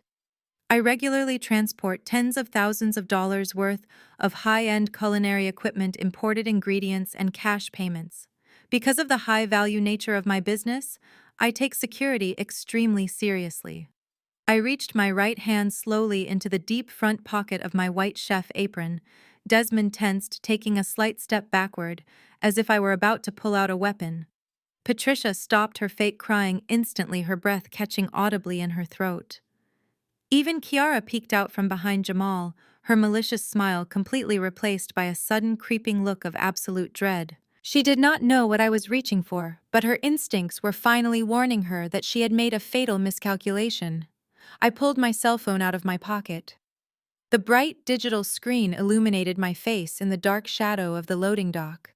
I unlocked the device with my thumb and opened a specific encrypted application. The screen loaded instantly, displaying a highly sophisticated grid interface. I looked past the police officers, locking my gaze directly onto Desmond and Kiara. The sheer terror blossoming in their eyes was absolutely exquisite. They finally realized that they had not cornered me. I had cornered them. I had let them dig their own grave and jump right inside. I turned the glowing screen of my phone around, holding it up so both police officers could clearly see the application dashboard. Before you process my arrest for grand larceny, I stated, my voice ringing out clearly across the dead silent parking lot. I need you to review the motion-activated 360-degree security cameras I have installed inside and outside my vehicle. The taller police officer froze with the heavy steel handcuffs suspended halfway between his utility belt and my wrists. The absolute certainty in my voice completely halted his momentum. He looked at the glowing screen of my cell phone and then looked back at my face. I did not wait for him to give me verbal permission. I reached into the deep pocket of my chef apron and pulled out the large black venue management tablet I had used the night before. I tapped the screen, pairing my phone directly to the tablet so the video would display on a large high-definition monitor for everyone to see. I turned the volume up to its maximum capacity. I wanted every single wealthy guest, every Carter family member, and most importantly Jamal, to hear exactly what was about to play. My catering van is equipped with a state-of-the-art commercial security system. I explained, my voice echoing clearly over the quiet hum of the police cruisers. It records in brilliant 4K resolution. It features infrared night vision and highly sensitive directional microphones. The system automatically uploads the footage to a secure cloud server the moment it detects physical motion within 10 feet of the vehicle. You cannot delete it and you cannot tamper with it. I held the large tablet out, offering it directly to the police officer. He slowly lowered the handcuffs, keeping them gripped in his left hand, while he reached out with his right to take the tablet. I tapped the play icon on the screen. The video loaded instantly. The timestamp was boldly and undeniably displayed in the bottom right corner of the footage. It read, exactly 22 minutes ago. This was the precise moment I was standing in the center of the brightly lit ballroom, carrying empty champagne bottles directly in front of 300 witnesses. The high-definition footage showed the empty concrete loading dock, bathed in the pale yellow light of the security lamps. For a few seconds, nothing happened. Then the heavy metal service doors swung open. Two figures stepped out into the cool night air. A collective sharp intake of breath swept through the crowd of wedding guests standing behind the police cars. The footage was completely undeniable. Stepping into the frame, looking around with paranoid, frantic energy, was Desmond. And right behind him, holding the heavy skirt of her $15,000 lace wedding gown in one hand and clutching the massive clear acrylic cash box against her hip with the other, was the beautiful blushing bride, Kiara. The crowd went completely dead silent. The only sound left in the world was the crisp, clear audio playing from the tablet speakers. "Hurry up before someone walks out here," Desmond's voice hissed from the speakers. The directional microphones picked up his frantic whisper with absolute terrifying clarity. Kiara stepped fully into the frame. She was not crying. She was not a traumatized victim who had just realized her future was stolen. She was grinning. A massive, malicious, completely wicked smile stretched across her face. "I cannot believe this is actually going to work," Kiara laughed on the video. Her voice sounded cruel and arrogant, echoing loudly across the parking lot for her new husband to hear. "Let us see the golden girl cater her way out of a federal prison sentence." On the screen, Desmond walked straight to the back doors of my white van. He did not pull out a set of keys. Instead, he reached into the inner pocket of his tailored tuxedo jacket and pulled out a small, specialized metal tension tool. He leaned close to the lock, and within 3 seconds, the heavy metal mechanism popped open with a loud, distinct click. He was a seasoned professional. He pulled the double doors wide open. "Push it all the way to the back," Desmond instructed, waving his hand aggressively. "Hide it behind the champagne crates so she cannot claim she saw it sitting there when she opened the doors." Kiara eagerly stepped up to the bumper of the van. She hoisted the heavy acrylic lockbox packed with $50,000 of her own wedding gifts and shoved it deep into the back of my vehicle, exactly where the police officer had just discovered it. She dusted her hands off her face, glowing with the sick satisfaction of ruining my life. Desmond slammed the van doors shut. Then right there on the high-definition security footage, my fake father and my fake sister raised their hands and high-fived. They actually high-fived each other over successfully framing me for grand larceny. They turned around and jogged back inside the venue to start their theatrical performance in the ballroom. The video ended freezing on the final frame of Kiara U.S. vicious smiling face. The silence that descended upon the loading dock was absolute and suffocating. The air felt so heavy it was hard to breathe. I did not look at Kiara. I did not look at Desmond. I looked straight at Jamal. Jamal was standing entirely paralyzed. The handsome, confident architect looked as though the ground beneath him had just opened up and swallowed him whole. His eyes were wide, filled with a mixture of absolute horror, profound disgust, and a devastating heartbreak. He slowly turned his head away from the tablet screen and looked down at his bride. Kiara was no longer crying crocodile tears. Her hands had dropped from Jamal's jacket. The fake sobs had vanished entirely. She was trembling so violently that the delicate lace of her wedding dress visibly shook. The color had completely drained from her face, leaving her looking pale, sickly, and utterly terrified. She opened her mouth to speak, to formulate some kind of lie or excuse, but no words came out. There was no excuse for a high-definition video with crystal-clear audio. She was trapped. Patricia looked like she had just been struck by lightning. She took a stumbling step backward, clutching her chest, her mouth hanging wide open in silent shock.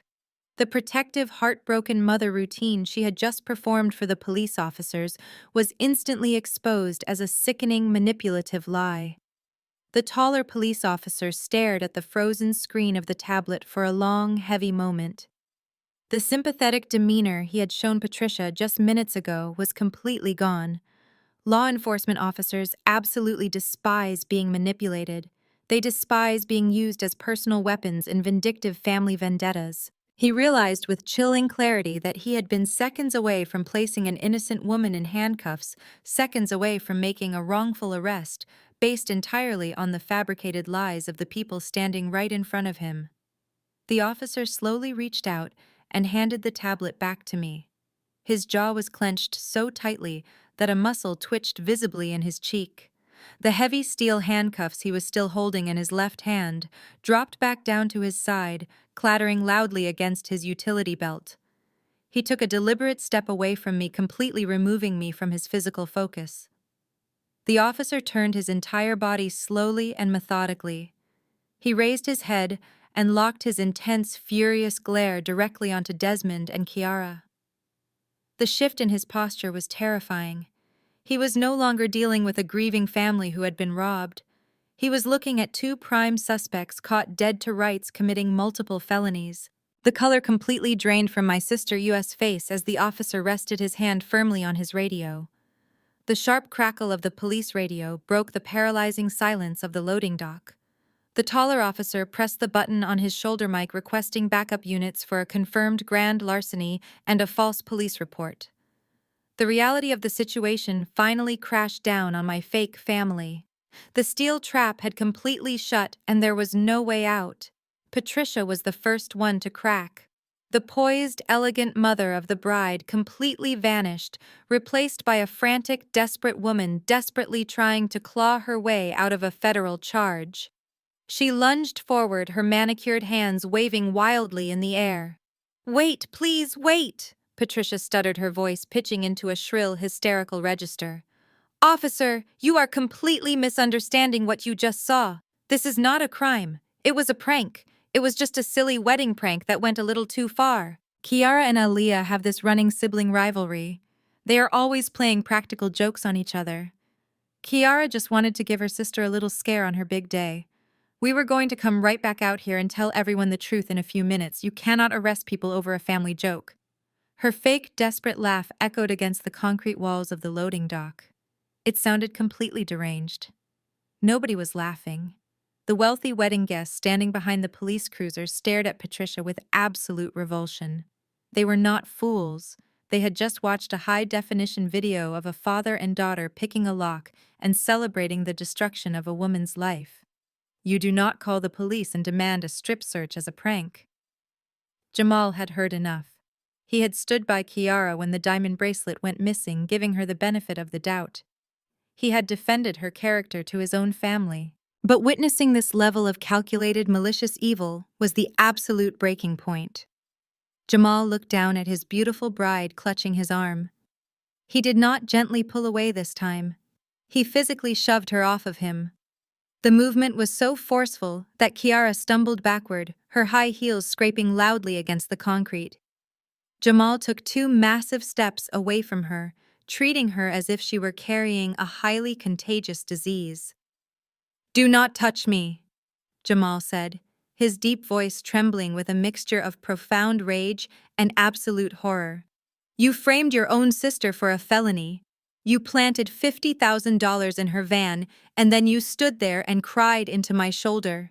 You let your father call the police to have her arrested in front of my entire family. Jamal, I can explain." Kiara pleaded, tears of genuine terror streaming down her face and ruining her expensive makeup.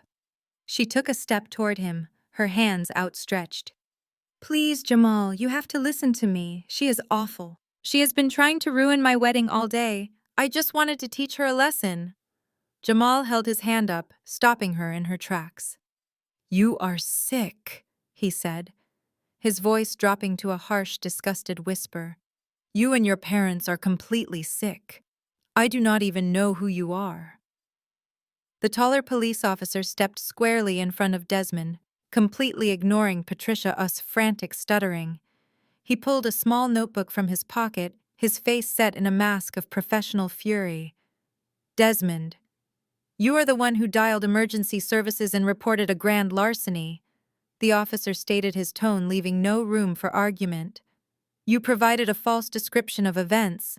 You actively tampered with evidence, and you conspired to falsely imprison an innocent woman. Sir, I need you to turn around and place both of your hands flat against the back of that van right now."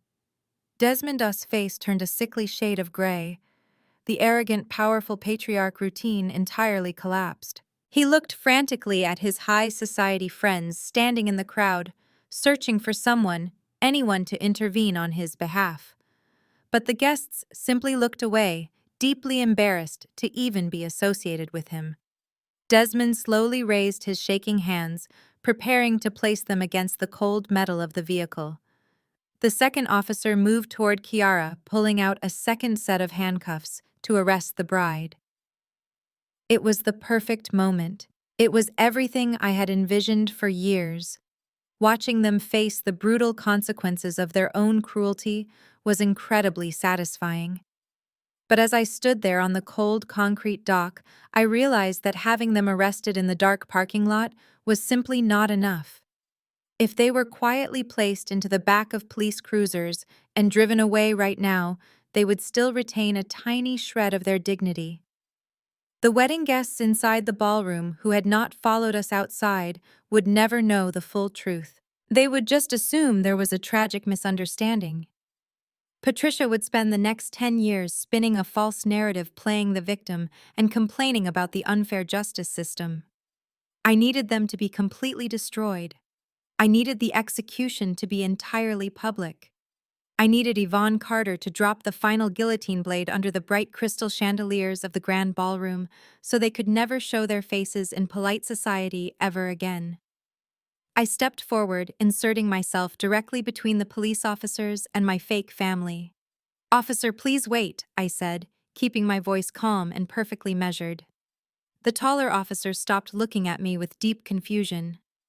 "Ma'am, you are the victim of a coordinated crime," he explained gently but firmly. "We have them caught on tape. We need to process them immediately and secure the stolen cash box as evidence." I understand that, I replied, locking eyes with the officer. "And I fully intend to press maximum charges against both of them. I want them prosecuted to the fullest extent of the law. But I am also the legal owner of this entire estate, and I am the executive chef who prepared the 5-course meal waiting inside.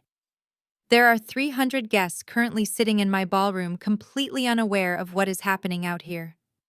I gestured toward the heavy metal doors of the venue, where the faint thumping bass of the reception music could still be heard. If you arrest the bride and the father of the bride out here in the dark, it will cause a massive chaotic panic inside my venue, I explained, projecting the image of a highly responsible business owner. I do not want my property damaged by a panicked crowd, and I do not want Jamal You's family to have their entire evening ruined by these criminals. Please let them walk back inside. Let them sit down at their head table. Let them have their reception. I will press charges immediately after the cake is cut. The officer studied my face. He looked at the pristine white chef coat I wore and the absolute calm authority in my posture. He then looked at Desmond and Kiara, who were standing there completely defeated, trembling in the cool night air. The officers realized they had secured the perimeter. They had the video evidence safely uploaded to the cloud, and they had the stolen cash box in their possession. The suspects were not going anywhere. The taller officer nodded slowly, tapping his radio. "Dispatch, we are going to hold position at the venue," he communicated, keeping his eyes fixed on Desmond.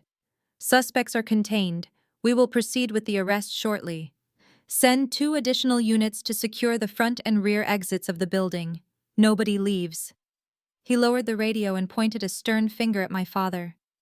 "You are going to walk back inside that building," the officer ordered, his voice dangerously low. "You are going to sit down, and you are going to stay completely quiet.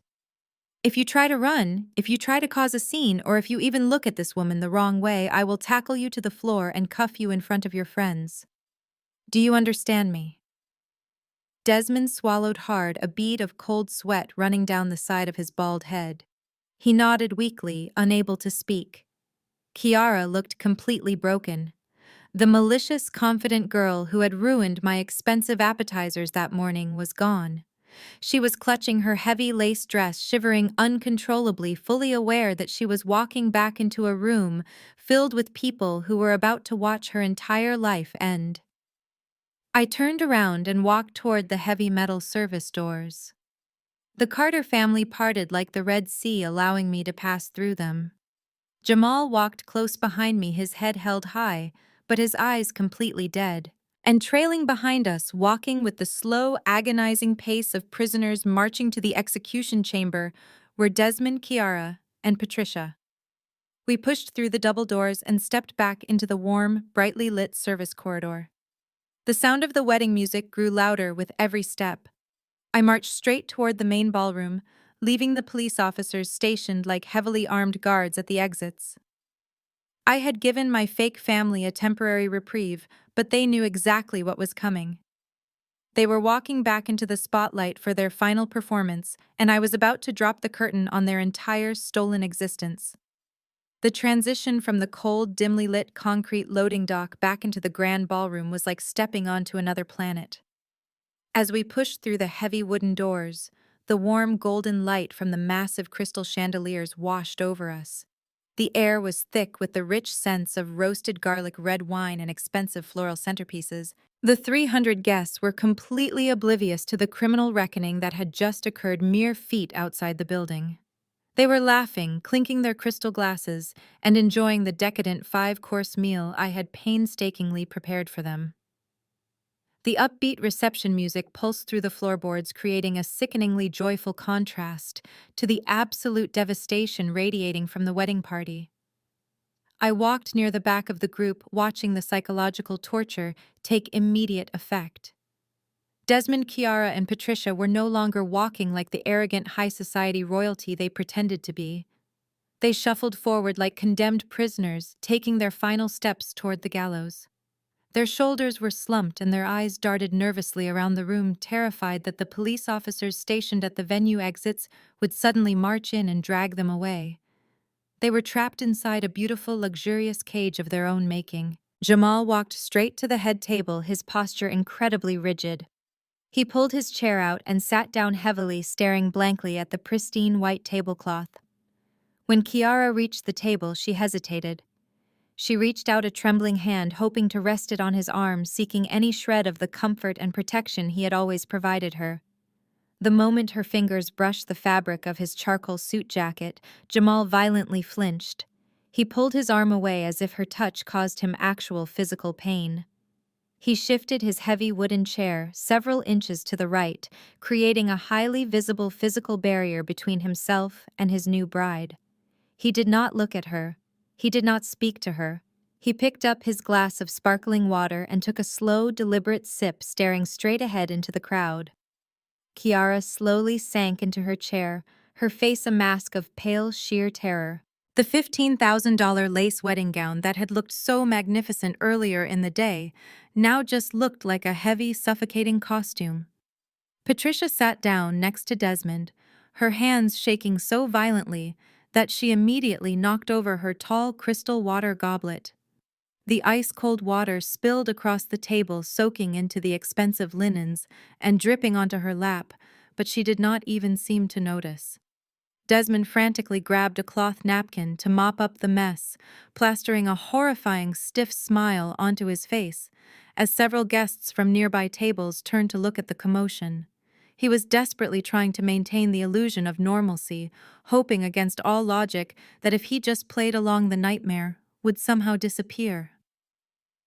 At the far end of the VIP section, Yvonne Carter sat perfectly still. She had not followed the crowd out to the parking lot, but she knew exactly what had transpired. Her sharp, calculating brown eyes tracked my every movement as I walked across the perimeter of the ballroom. She looked at Desmond and Patricia with a gaze so intensely cold it could have frozen water. The matriarch of the Carter family was holding court, waiting for the execution to begin.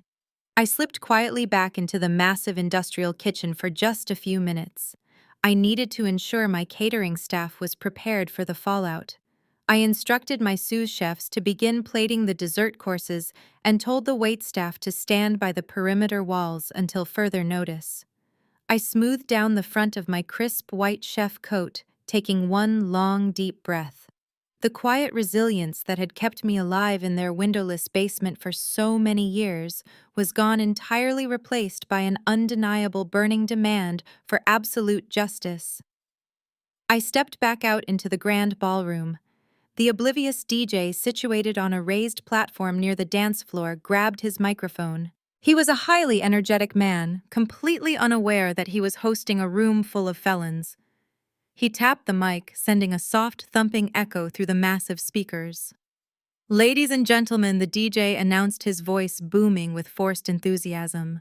"If I could please have your attention, we are going to slow things down for just a moment to celebrate the incredible bond of family. It is time for the traditional father and daughter dance. I would like to invite the beautiful bride Kiara and her father Desmond to the center of the dance floor." The guests erupted into warm, polite applause. Several older relatives let out sentimental sighs, reaching for their cameras. The sheer profound irony of the announcement almost made me laugh out loud. The incredible bond of family. A bond forged in kidnapping, grand larceny, and a coordinated attempt to frame an innocent woman for a major felony just 20 minutes prior. At the head table, Desmond froze. He looked absolutely panic-stricken, staring at the DJ, as if the man had just asked him to walk into an active fire. He looked over at the heavy oak doors at the back of the room, where the silhouettes of the two police officers were clearly visible through the frosted glass. He knew they were watching his every move. He knew he was under strict orders to behave. Swallowing hard, Desmond stood up and buttoned his tuxedo jacket. He leaned down and whispered something harshly through his gritted teeth to Kiara. He was undoubtedly ordering her to get up and smile to perform for the crowd, so they would not suspect anything was wrong before they could figure a way out of this disaster. Kiara looked physically ill, but she obeyed. She stood up, her legs shaking visibly beneath her heavy lace skirt. Desmond extended his arm and she took it.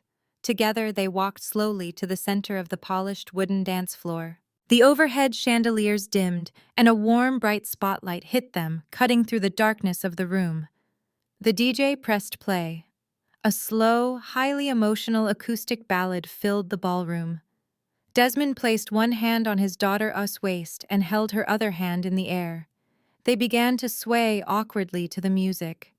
To the 300 guests watching from their tables, it was a beautiful, poignant moment between a loving father and his precious golden child. But from where I was standing, the truth was blindingly obvious. Desmond was gripping Kiara's hand so tightly his knuckles were turning white. Kiara was staring over his shoulder, her eyes wide and completely vacant, her breathing shallow and rapid. They were not dancing. They were clinging to each other in sheer absolute terror. It was time. I was not going to let them finish their pathetic little performance. I was not going to let them pretend to be a loving family for 1 second longer. I stepped out of the shadows near the kitchen doors and began to walk. I did not rush. My pace was slow, deliberate, and entirely lethal. Every step my black non-slip work shoes took against the hardwood floor felt like the steady ticking of a bomb. Several guests at the tables closest to the dance floor noticed me. They frowned confused as to why the executive chef was marching directly onto the floor during such a private, intimate moment. I walked straight past the head table. I felt Jamal watch me pass, his eyes tracking me with a mixture of dread and anticipation. I approached the raised platform of the DJ booth. The DJ looked down at me, his energetic smile faltering as he registered the cold, completely deadpan expression on my face. He leaned over the turntable, holding his hand up as if to ask what I needed. I did not answer him.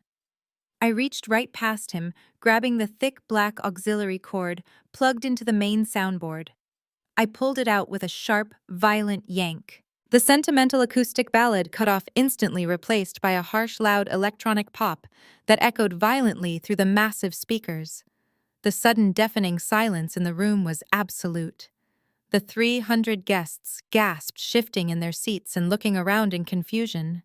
Out on the dance floor, Desmond and Kiara froze, completely paralyzed, in the bright glare of the spotlight. They looked like deer caught in the headlights of a massive speeding truck. The DJ opened his mouth to protest, reaching for the cord, but I shot him a glare so fierce he immediately backed away, raising his hands in surrender. I reached down and picked up the heavy wireless microphone resting on his table. I gripped the cool metal tightly in my right hand, turning my body to face the massive crowd of affluent guests. I looked directly at Desmond and Kiara, trembling in the center of the floor. I looked at Patricia, shaking at the head table. I looked at the Carter family, staring at me with bated breath. Before we celebrate this beautiful family, I announced to the 300 silent guests, my voice echoing with devastating clarity across the grand ballroom. I have a very special video presentation for the bride and her parents. I reached into the deep pocket of my chef apron and pressed the master control button on my venue management tablet. Directly behind the head table, a massive motorized projector screen slowly began to descend from the ceiling. It unrolled with a quiet, mechanical hum, casting a huge blank white canvas over the elaborate wall of imported white orchids that Patricia had spent thousands of dollars to arrange. The 300 guests immediately shifted in their seats. They all leaned forward, expecting the usual light-hearted wedding entertainment. They fully expected a heartwarming slideshow of beautiful baby pictures set to soft, emotional music. They expected to see Kiara growing up in the lap of luxury, surrounded by a loving family. Instead, the heavy commercial projector mounted on the ceiling clicked on and beamed a stark, high-definition image directly across the massive screen. It was not a photograph of a smiling family. It was a scanned high-resolution copy of a heavily redacted legal document. I raised the heavy wireless microphone to my lips. My voice echoed with cold, absolute authority, cutting entirely through the confused silence of the massive ballroom. 32 years ago, a tragic car accident claimed the life of a wealthy single mother. I began my words ringing out over the sound system like a judge reading a final devastating verdict. Her 2-year-old daughter miraculously survived the horrific crash without a single scratch. But in the absolute chaos of the funeral and the subsequent estate settlement, that grieving toddler vanished without a trace. The local authorities falsely believed she had been taken by a distant out-of-state relative. The grieving family spent millions of dollars searching for her, hiring the best private investigators in the country, but the trail went completely cold. I tapped the screen of my tablet. The slide changed instantly. The image of the forged adoption certificate appeared on the massive projector screen. The fraudulent signatures of Patricia and Desmond were highlighted in bright, glaring yellow ink for the entire room to see. The truth is, the child was not taken by a distant relative. I continued stepping slowly away from the DJ booth and moving closer to the center of the polished hardwood dance floor. She was legally kidnapped by her mother, U.S. live-in maid. The maid forged the adoption papers, manipulating a broken system and crossing state lines to hide the child from her biological family. She did not take the toddler out of a sense of love or maternal duty. She took her because that specific child was the sole beneficiary of a massive, irrevocable trust fund. I tapped the tablet screen again. A meticulously organized 30-year timeline of banking statements flooded the projector screen. Rows upon rows of financial transfers were clearly visible, showing hundreds of thousands of dollars being moved month after month from the orphaned trust fund directly into an offshore bank account controlled entirely by Patricia and Desmond. For over 3 decades, the people sitting right here at this head table have been maliciously siphoning millions of dollars from an orphaned child, I announced, my voice rising with an uncontainable, righteous power. They used my stolen inheritance to buy their sprawling suburban home. They used my money to pay for Kiara's expensive private school tuition, her luxury vehicles, and every single extravagant detail of this very wedding reception. A collective wave of pure, unadulterated horror washed over the entire ballroom. You could hear a pin drop in the spaces between my words. Then the frantic whispers erupted. They were not polite high society murmurs. They were loud, disgusted gasps and harsh exclamations of absolute shock. The wealthy elite guests who had just spent the entire evening making polite small talk with my fake parents were now staring at them as if they were violent, dangerous monsters. I was that toddler, I said, pressing my hand firmly against my chest. They stole my entire life. And while they raised their biological daughter like a spoiled princess, they forced me to sleep in a damp, windowless concrete basement. They made me scrub their floors, wash their clothes, and endure their constant psychological abuse. They spent 32 years convincing me I was a worthless burden, while they secretly drained my multi-million-dollar estate to fund their entire fake, luxurious existence. I tapped the tablet one final time. The ultimate, undeniable piece of evidence flashed onto the screen. It was the official medical laboratory DNA test result, displaying the 99.9% genetic match between myself and the Carter family bloodline. Patricia simply could not handle the exposure. The flawlessly maintained illusion of wealth and superiority she had constructed over 32 years completely shattered in front of her high society friends. She let out a choked, agonizing gasp. Her knees buckled violently beneath her, and she collapsed heavily into her wooden dining chair, covering her face with both of her shaking hands as she began to sob hysterically. There was absolutely no escaping this reality. It was not a rumor. It was hard, undeniable documentary evidence projected in 20-foot letters for the entire world to witness. Desmond reacted exactly the way a seasoned coward always does when completely cornered. He did not try to verbally defend his wife. He did not try to comfort his terrified daughter. He looked up at the massive projector screen, looked out at the furious, disgusted faces of the 300 guests, and realized his life of freedom was entirely over. He spun around, knocking his crystal water goblet onto the floor, and made a desperate, frantic sprint toward the side exit of the ballroom. Desmond barely made it 5 steps before the heavy oak doors of the side exit swung wide open. 2 massive uniformed police officers stepped directly into the doorway, physically blocking his escape path with their bodies. Desmond skidded to a halt, his expensive dress shoes slipping awkwardly on the polished hardwood floor. He was completely trapped, with nowhere left to run. At the far end of the VIP section, the heavy scraping sound of a chair being pushed back drew the immediate attention of the entire room. Yvonne Carter stood up. The elegant, powerful matriarch of the Carter family was not alone. Flanking her on either side were 2 incredibly sharp-looking men dressed in dark, tailored suits. They were her lead corporate attorneys, and they were holding thick leather briefcases filled with the legal ammunition required to completely obliterate my fake parents. Yvonne did not raise her voice. She did not need to shout to command the room. Her absolute authority demanded the immediate silent respect of the massive ballroom. She stepped out from behind her decorated table and walked slowly, deliberately toward the head table. Every single eye in the venue followed her confident strides.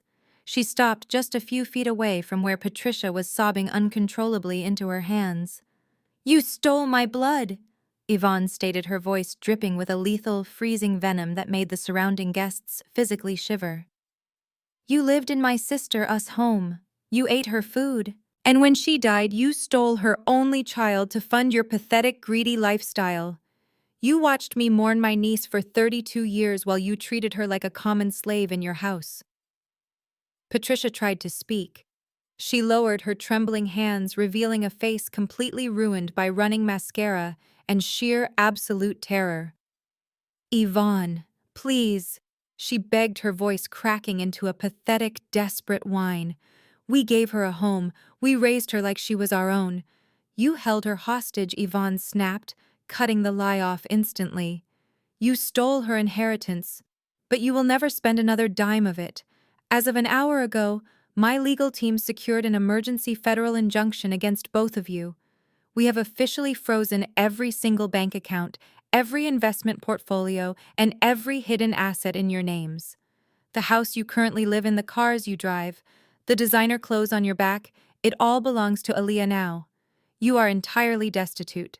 The absolute finality of Yvonne's words sent a massive shockwave through the room.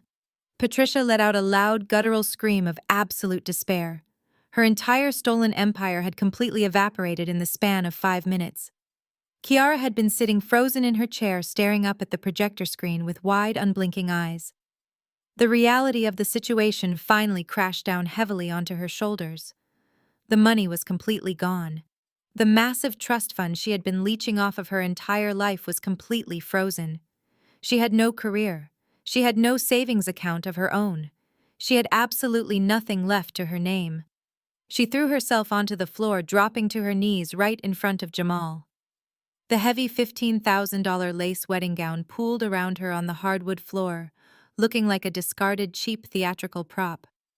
She grabbed Jamal's hands, holding onto his fingers like a drowning woman, desperately clinging to a life raft. "Jamal, please!" Kiara screamed, real tears streaming rapidly down her face. "I did not know. I swear to you, I did not know the full extent of it. I thought she was just adopted from a normal agency. I did not know my parents stole her money. You have to believe me. You are my husband, Jamal. You have to protect me from them. We are legally married." Jamal looked down at the woman kneeling, pathetic and broken, at his feet. The handsome, warm, compassionate architect I had known for months was completely gone. His face was a hardened mask of cold, impenetrable disgust. He looked at her as if she were a venomous snake that had just tried to strike him. He had watched the high-definition security footage out in the parking lot. He had heard her laugh with pure malice as she planted the stolen cash box in my van. He knew exactly what kind of monster she truly was behind the pretty smile. "You knew," Jamal said, his voice incredibly quiet, but carrying a devastating emotional weight. "You may not have known about the initial kidnapping, but you knew you were maliciously torturing an innocent woman today. You smiled when you tried to send her to a federal prison. You are just as fundamentally evil as they are." Jamal slowly, forcefully pulled his hands out of her desperate, frantic grip. He reached over to his left hand and pinched the heavy gold wedding band he had placed on his finger just a few hours ago. He slid the ring off his knuckle. He did not throw it in anger. He simply dropped it. The heavy gold band fell silently into the folds of Kiara's ruined white lace dress. "My annulment attorney will contact you first thing tomorrow morning," Jamal stated flatly. "Do not ever speak to me again." Jamal turned his broad back on her. He walked straight down the center aisle of the ballroom, pushing past the shocked, murmuring guests, and walking directly out the front doors of the venue, leaving Kiara screaming and sobbing uncontrollably on the floor. The grand ballroom descended into a state of complete chaotic shock. Guests were hastily grabbing their suit coats and expensive designer purses, desperate to distance themselves from the radioactive social fallout of the evening. The beautiful, luxurious wedding reception had officially transformed into an active federal crime scene, and nobody wanted to be caught in the crossfire. The heavy wooden doors at the main entrance swung open wide. The taller police officer from the loading dock marched back into the ballroom, followed closely by 3 additional fully uniformed officers. They were no longer walking with the cautious, hesitant steps of officers responding to a simple venue theft. They moved with absolute lethal purpose, their hands resting firmly on their utility belts. One of Yvonne Yu's corporate lawyers stepped forward, meeting the officers halfway across the polished dance floor.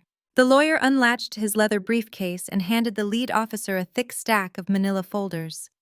Inside were the expedited federal warrants, the DNA lab results, the forged adoption papers, and the undeniable certified proof of decades of financial fraud. The officers reviewed the top sheets quickly, their expressions hardening into masks of pure professional outrage. The lead officer marched directly up to Desmond, who was still pinned near the side exit by the backup units. "Desmond, you are under arrest." The officer boomed, his voice echoing powerfully over the hysterical sobbing of Patricia and Kiara. He grabbed Desmond Yu's arms and violently twisted them behind his back, snapping the heavy steel handcuffs shut with a loud, sharp metallic click. "But we are not just charging you for the parking lot frame-up, sir. You are officially under arrest for grand larceny, systemic corporate fraud, and the federal kidnapping of a minor." Patricia shrieked at the top of her lungs as 2 other officers approached her at the head table. She tried to scramble backward frantically, kicking her heavy wooden chair away, but the officers grabbed her firmly by the arms, hauling her forcefully to her feet. She kicked and thrashed, screaming that she was a highly respected member of society, screaming that this was all a terrible misunderstanding. They slammed the heavy handcuffs onto her wrists, completely ignoring her pathetic, desperate pleas entirely. The 300 high society guests stood in dead absolute silence. Nobody reached out to help them. Nobody offered to call a defense lawyer. The wealthy people who had happily sipped expensive champagne and complimented Patricia Yu's tailored dress just an hour ago now watched with cold, disgusted judgment.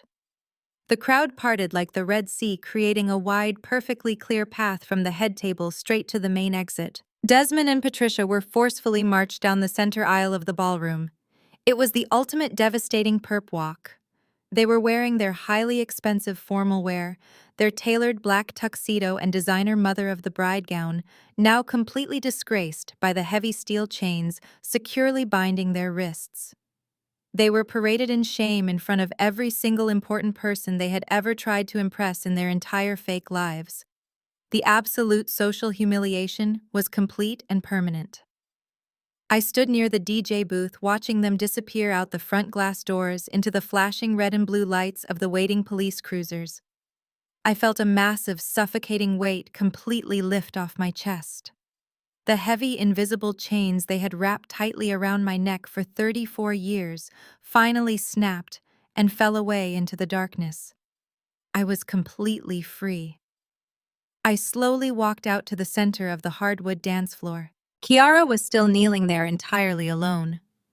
The guests had all backed far away from her, leaving her isolated in a wide circle of empty space. She was hyperventilating, her perfect bridal hair ruined, her expensive makeup smeared darkly down her face, her $15,000 lace dress tangled uselessly around her legs. She had absolutely no access to money. Her wealthy husband had just permanently abandoned her. Her parents were currently on their way to a federal holding cell. She had absolutely nothing left in the world. She looked up at me, her eyes wide and bloodshot, filled with a pathetic, desperate pleading. "Aaliyah, please," she choked out a violent sob, holding her trembling hands up toward me. "Please do not leave me like this. I have nowhere to go." I looked down at the cruel, arrogant woman who had intentionally shoved a tray of my hard work onto the kitchen floor that very morning. The woman who had laughed at the thought of me rotting in a prison cell while she spent my stolen money.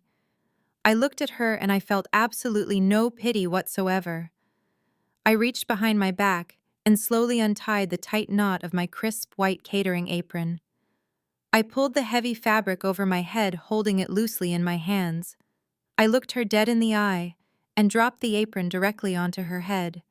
It fluttered down softly, covering her ruined, tear-stained face. "Clean up the mess, Kiara," I said, my voice perfectly calm and devoid of all emotion. "You are the hired help now." I turned around and walked out the front doors of my venue, stepping into the cool, quiet night air to start the rest of my completely reclaimed life. 6 months have passed since I walked out of that wedding venue and left my abusers drowning in the wreckage of their own making. Today, the air I breathe does not smell like fear, obligation, or the damp mildew of a concrete basement. It smells like roasted garlic, fresh thyme, and absolute undeniable freedom. I am standing in the center of a pristine, state-of-the-art commercial kitchen. The stainless steel counters gleam flawlessly under warm, custom-designed lighting. The synchronized rhythm of chopping knives and sizzling pans creates a beautiful, chaotic symphony. This is the heart of my newly opened, wildly successful luxury restaurant, situated right in the center of the city's most exclusive culinary district. Every single piece of equipment, from the imported Italian brick ovens to the custom marble plating stations, was fully funded by my recovered inheritance. For 34 years, I was forced into servitude. I cooked to appease monsters who had stolen my entire existence. But tonight, as I carefully plate a delicate pan-seared sea bass with a vibrant saffron reduction, I cannot help but smile.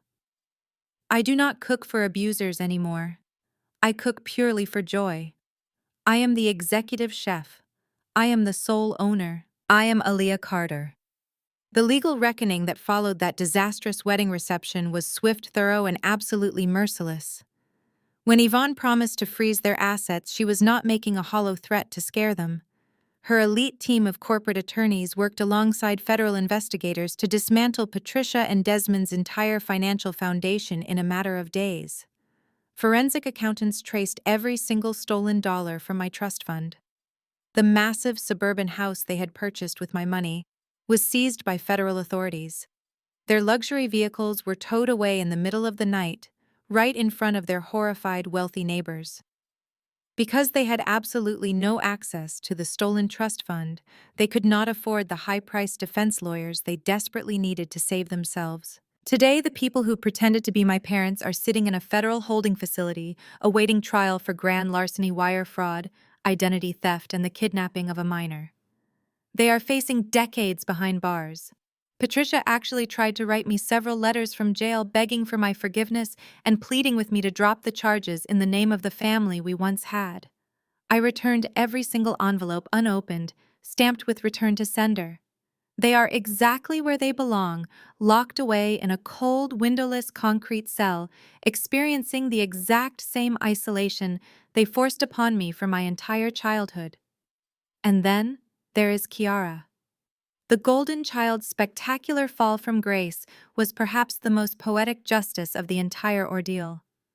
Without Jamal's immense wealth to fall back on, and without my stolen inheritance to fund her lifestyle, she was left completely destitute. She was legally held responsible for the massive financial contracts of her ruined luxury wedding. Because she had no marketable skills and had never worked a real day in her life, she was forced to take the first job that would hire her. She is currently working a grueling minimum wage shift at a greasy 24-hour local diner just to pay off the crushing debt she accumulated. The arrogant woman who once wore a $15,000 lace bridal gown and threw a tantrum over the shade of ivory on a wedding cake is now wearing a stiff polyester uniform. She spends her nights wiping down sticky tables, taking orders from rude customers, and scrubbing dirty floors.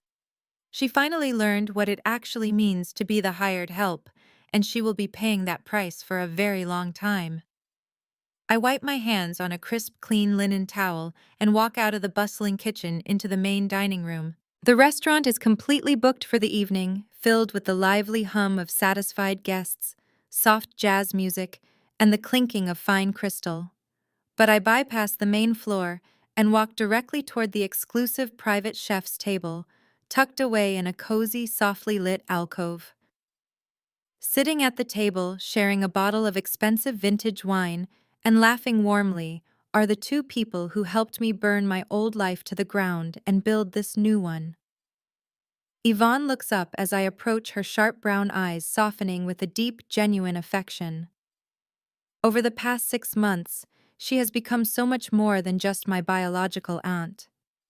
She has become my true family, my closest mentor, and the fiercely protective mother figure I was cruelly denied for so long. She spends hours telling me stories about my real mother, slowly filling in the massive gaps in my history with love and truth. Sitting across from her is Jamal. His annulment from Kiara was finalized with lightning speed, severing his legal ties to that toxic nightmare before the ink on the marriage certificate could even dry.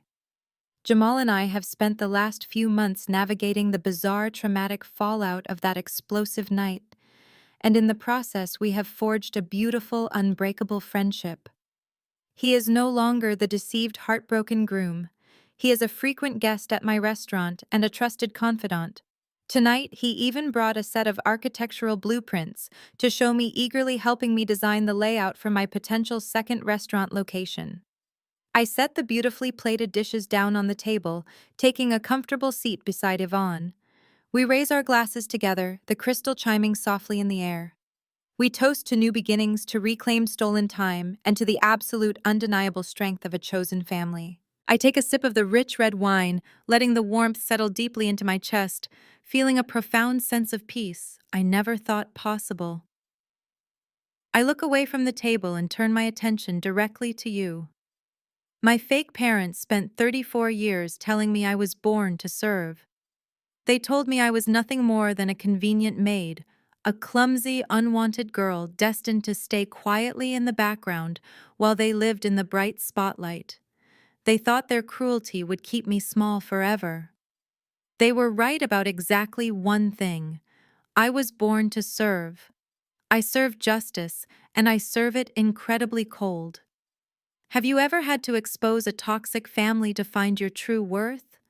Have you ever had to walk away from the people who were supposed to protect you in order to protect yourself and reclaim your own life? Let me know your story in the comments below. Hit the like button if you believe that karma never misses an address, and do not forget to subscribe to the channel for more stories of surviving, fighting back, and thriving. Remember, your bloodline does not dictate your boundaries, and your past does not determine your power. Keep fighting for your peace.